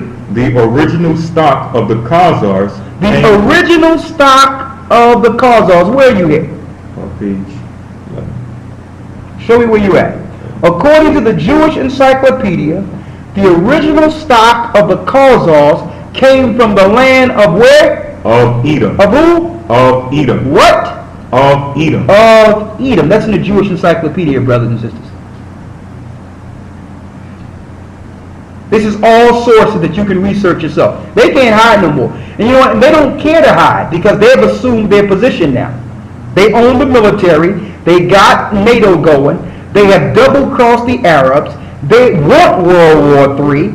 And you know what? They know Israel is going to get blown up. And a lot of them, they don't care if their people get blown up with it because the hierarchy of Israel is going back to Europe to assume their original seat in Rome. This is where we are. They don't care if they know Israel is not going to win this over there in the Middle East. They're looking to break the powers of the nations. And they know that we are going to be over in certain parts of the Middle East. They're looking for mass extermination. This is what this whole thing is about, brothers and sisters. Read the next part down there. Hasdai ibn Shapra, who was foreign minister to Abad al-Rahman. Now listen to this. Hasdai ibn Shapra, who was the foreign minister to Abd al-Rahman, Sultan of Cordoba. This is the Sultan of Cordoba. Listen to this. In his letter to King Joseph of the Khazars about 960. This is 960 AD. speaks of the tradition according to which the Khazars once dwelt near the Seir Mountains. Hold up. This is documented fact. Quotes from sultans who say that the Khazars once dwelt near the Seir Mountains. So let me tell you, the other nations in this earth know exactly who these people are. It's just the ignorant people who've been raised and dumbed down in the Western worlds are too ignorant when it comes to biblical and regular history. Therefore, these rogue demons are able to operate without impunity, without anyone coming against their evil. Read. There's a little bit more here. The Seir Mountains. The Seir Mountains are none other than the original land of Esau. The Seir Mountains are none other than the original land of Esau, or who? Edom. Edom. Read. Thus dwelt Esau in Mount Seir. Esau is Edom. Genesis 36 and 8. Don't get more clear than that. We know who they are, and we know what their plan is. We have to come back to the Most High, follow the law, statutes, and commandments, and denounce them and pray against them and their God. They're going down. If you covet through the blood of Christ and get baptized in the Holy Spirit, they have no power over you. Okay? That's why it says in Romans 9 and 13, as it is written, Jacob have I loved, but Esau have I hated. These people are against God. You must be careful. They are against God. And if you teach anything like this, they'll call this hate teaching. Okay, okay. Vast nations, is that love teaching? Mass genocide and killing the people over in Africa, is that love?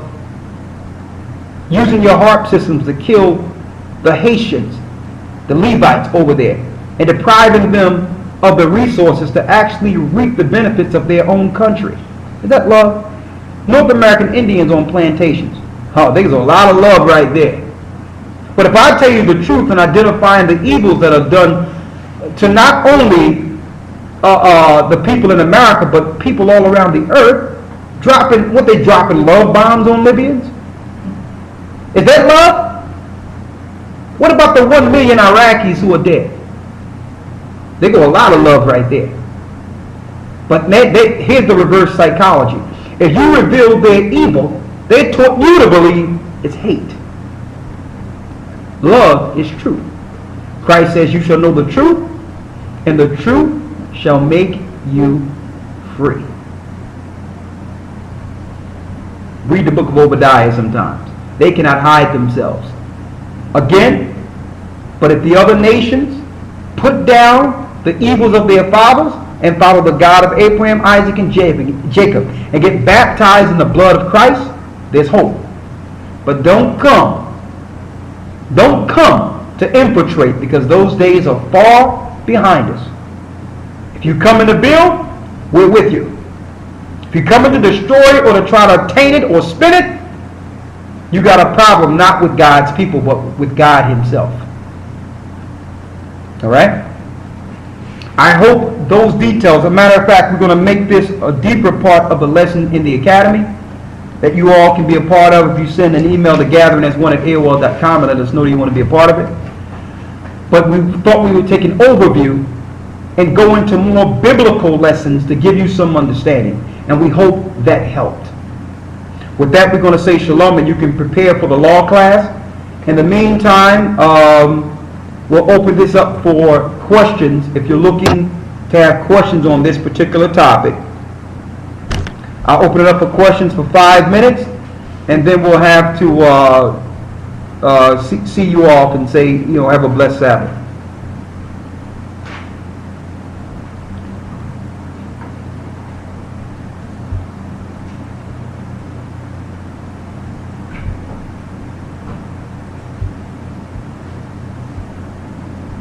Okay, I opened the chat, so I'll take 5 minutes of questions. The Rockefellers are 100% Amalek. Yes, 100%. They're from the Caesar's line. Matter of fact, believe it or not, they are the kings of the earth. They're the controllers of the whole earth. They're at the top, the pinnacle. Can we give you the link? All you have to do is type in, you can Google it. You can Google it. Charles A. Weissman PDF, and you'll see a few options there. The Rothschilds are what you would call the monetary families of Amalek. They are Amalek 100%. The Rothschilds big time are Amalek, absolutely.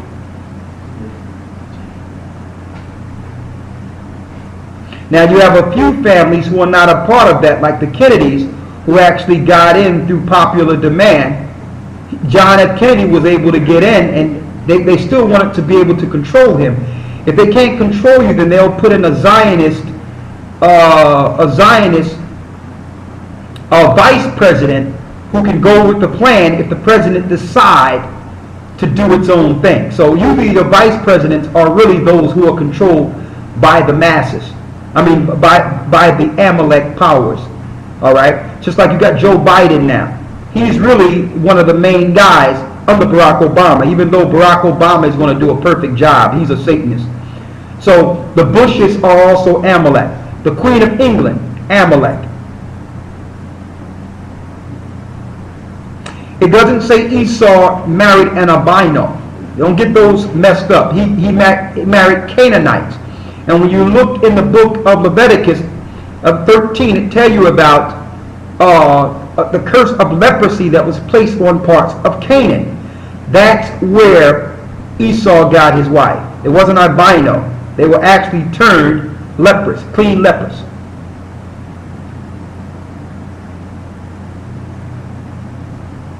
What scriptures talks about Amalek still being here? We just read it.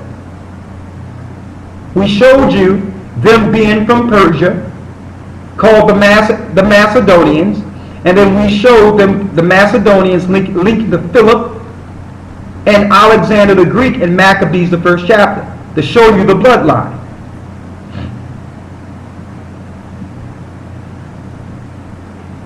Yeah, you can now debunk 1 Chronicles 4 and 41 through 43 by showing that they lived through that.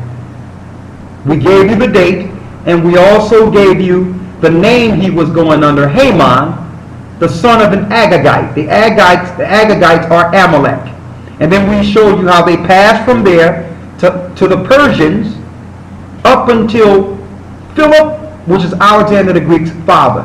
Now you can see their movement through Persia up into Europe.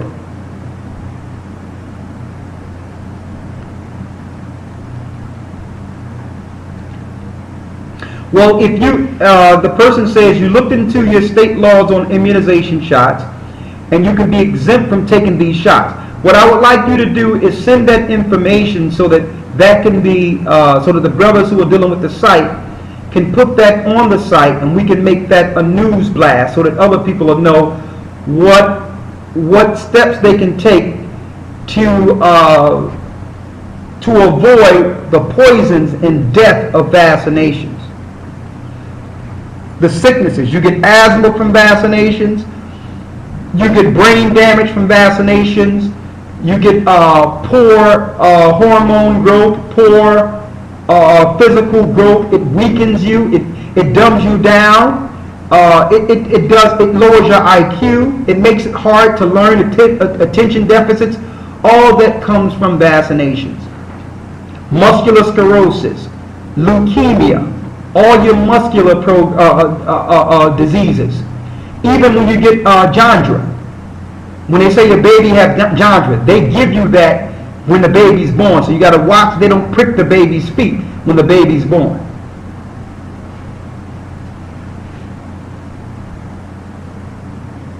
All right?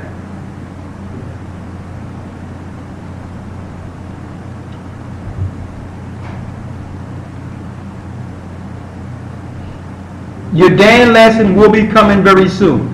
The Eskimos are Japhet.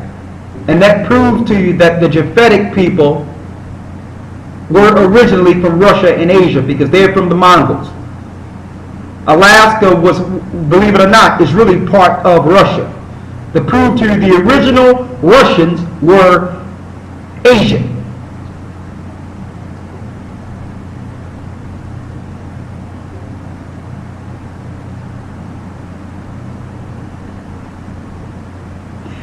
When you look at Amos 1 is a future prophecy. They wasn't utterly destroyed. Read it again.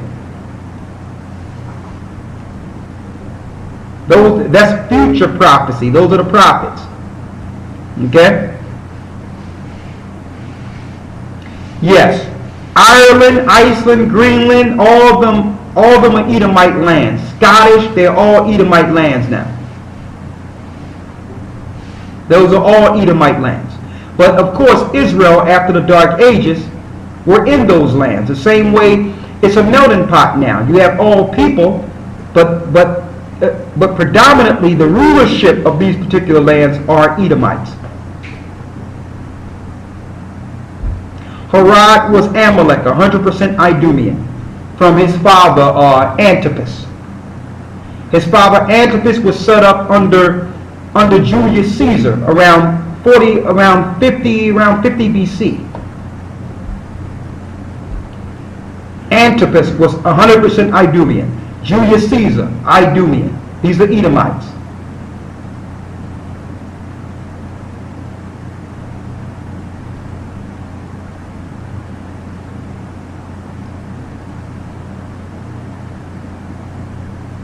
There is no scripture to say that Hebrew Israelites of the Bible are white. The Hebrew Israelites of the Bible are not white.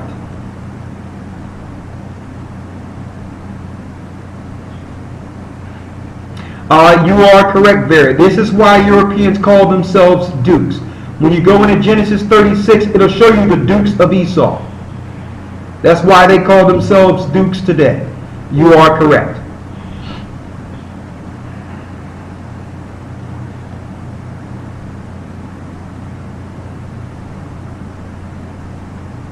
Someone says, what stemmed the Most High to hate Esau before he was born? You see what they're doing? The Most High understood the spirit that was placed in him when he was born. It's talking about their governmental rule, how they hate the Most High, how they would just give up even their own birthright for nothing and would sell themselves for nothing. Okay, and again, this is not all white people, okay, because believe it or not, the 13 families have kept themselves separate from the poor whites because a lot of the poor whites have mixed their blood with Israel. So they're trying to use DNA tests to see who has that Israelite strain in them to exterminate.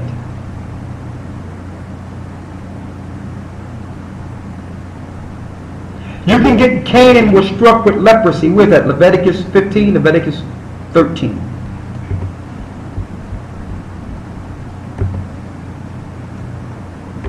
One moment.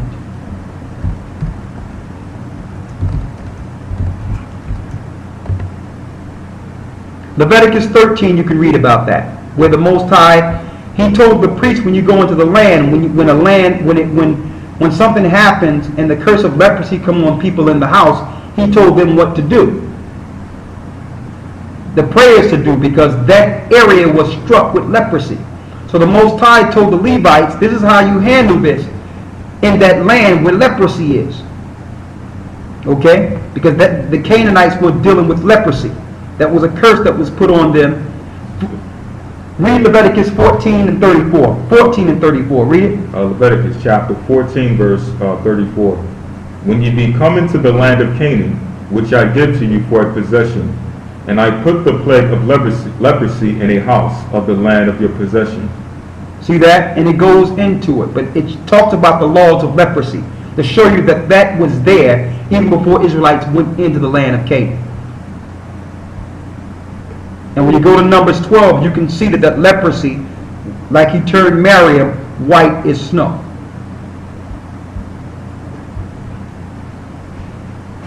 There is no difference between Edom and Amalekites. The only difference that you're seeing is when you look under the family lines in Genesis 36, Amalek or Eliphaz family through Amalek on the mother's side had the fathers of Horites on the mother's side.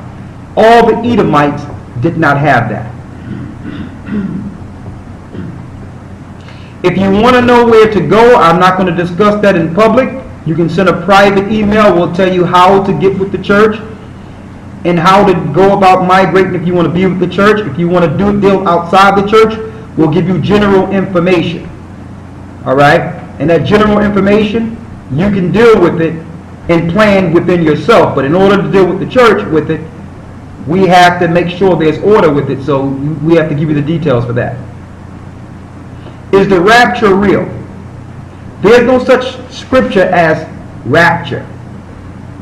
It is true when Christ returns, the dead shall rise, and those that remain on the earth, like it says in Thessalonians, will be caught up with Christ in the air, and they will change to become part of Christ's army and come back into the earth to judge the earth. So that's being caught up when Christ returns. That's not the rapture. They're teaching in Christianity that people are going to disappear, and then the Antichrist is going to come and bring forth the mark of the beast. That's garbage. That don't exist.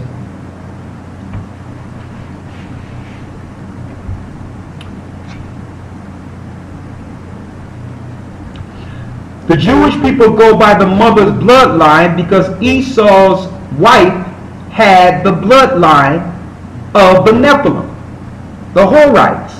That's why they go through the mother's bloodline, because the Nephilim seed, who they feel is superior to the regular creation, is more dominant to them because they had fallen angels' blood on Esau's wife's side. One of his wives was Horite or Amalek. Or what you would call fallen angel. So they go by the mother's side because they feel that the fallen angels are predominant and are greater than the Most High's creation.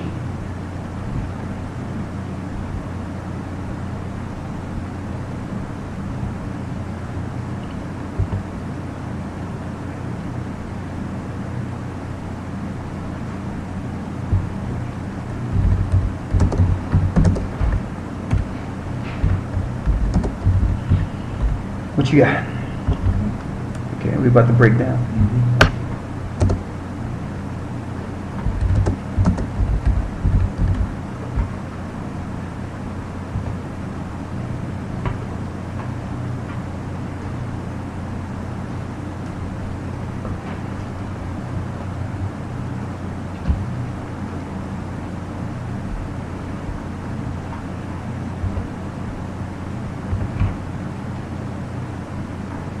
Someone asks, why do I call the Most High, why do most Israelites brothers call the Most High Yahweh? Well, they call the Most High Yahweh because their teachers taught them the old Jewish name that was handed down from the Babylonians in the worship of Moloch.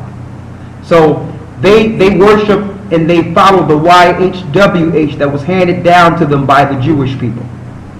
And our people in the Old Testament followed that same God, but that was a God that we followed going away from the true God of the Hebrews. So you can find that name in old relics because that's the God we fell to over and over again. That's Moloch. So that's why. A lot of our people don't know.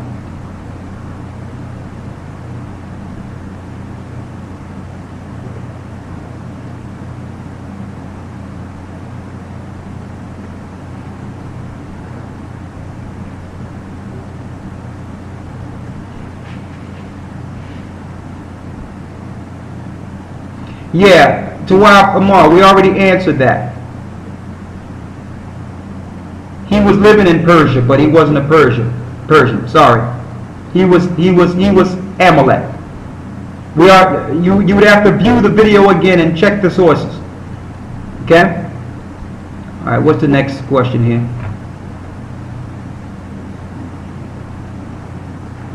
Someone asks, where can you find the Horites being of Nephilim descent spiritually? Let me show you. Go to Genesis 36.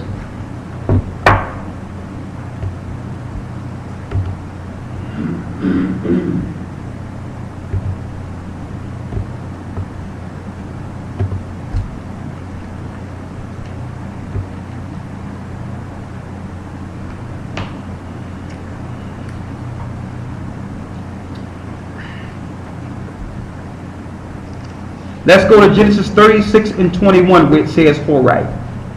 Genesis chapter 36, verse 20.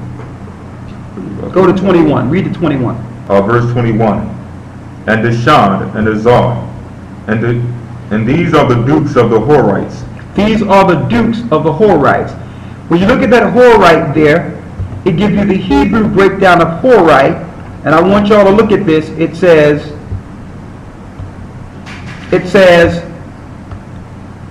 cave dweller, Korite, or aboriginally Idumean, Horims or Horites. And when you look at the Horims, let me give you the link up to the Horims here.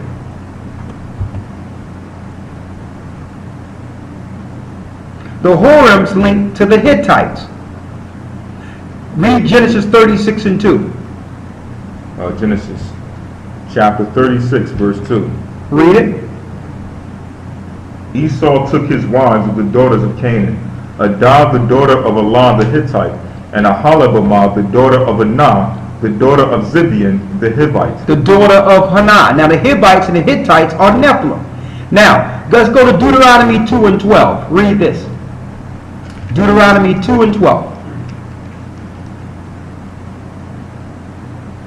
Deuteronomy chapter 2, verse 12. Read. The Horims also dwelt in Seir before a time, but the children of Esau succeeded them. See that? You have the Horims living in Mount Seir before Esau got there. See that?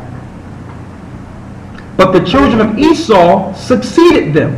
Read. When they had destroyed them from before them, and dwelt in their stead. So they dwelt in the land instead of those Nephilim, which were fallen angels' children. They didn't destroy them all, obviously, because Esau married some. Do you see that? So you link up these precepts, it'll give you full understanding there. Right? I'm glad the Most High allowed us to go into this in depth to take away any doubt when it comes to the truth, and you can have your biblical. And see, this is how in depth we go into the scriptures in the academy. I can't talk about that enough. Okay, so if y'all want to be a part of that, all right, we got a new one coming up that's more advanced and that we put a lot of time into, and it'll be more structured and more information. So for those who want to be a part of that, you know, you can send an email to gatheringas1, the number 1, at AOL.com.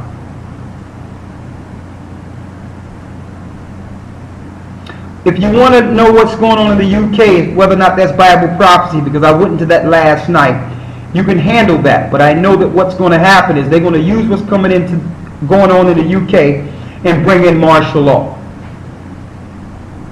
They're going to bring in martial law over there. And the martial law is going to be aimed towards the same people. It's going to be aimed towards Jacob.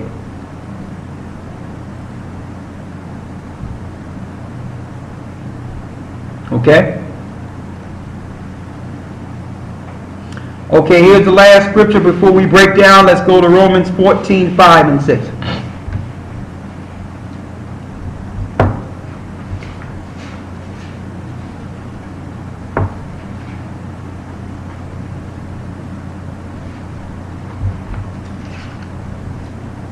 Romans chapter 14, verse 5. Read. One man esteemeth one day above another, another esteemeth every day alike. Let every man be fully persuaded within his own mind. Well, that's crystal clear. One man is esteemeth the one day. It talks about one man can be exalted and esteemed as for good works one day, and another man the next. Okay? And it also says, let each man be fully persuaded in his own mind. You can't force men to understand. You have to believe and be fully persuaded in your own mind to be able to believe and understand. That's self-explanatory. Is Western Africa a bad place to go right now? Absolutely, Western Africa, unless you're going into a place like Ghana. Ghana is pretty stable right now. But still, it's a lot of adjusting you would need to do. But I don't want to go into that. You would have to send if you were looking to migrate, you would have to go through the proper channels. The Day of Atonement is the day that you were baptized. All right, but if you want to know what Day of Atonement falls in, it's simple. That any holy day, go to our website, gatheringofchrist.org, and look at the calendar, and you will see it right there, the date, the sundown, everything. All right? I don't want to give you, I can give you an estimate, but I would have to look at the calendar there. Okay?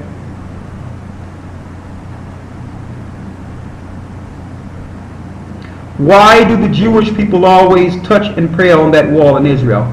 The reason they touch and pray on that wall in Israel is because under Solomon, when you understand and look into certain understandings like the Testament of Solomon, there's two demons that holds the pillar of that particular temple, and that's part of that wall. So they're actually sending messages and actually praying to those demons or jinns in the wall. The same way the Arabs pray to the jinns and genies and demons in the Kaaba. It's satanic devil worshiping. It's sorcery. Okay? Well, that's it. Thank you, and I hope we gave you an insight on what we will be going of how much in debt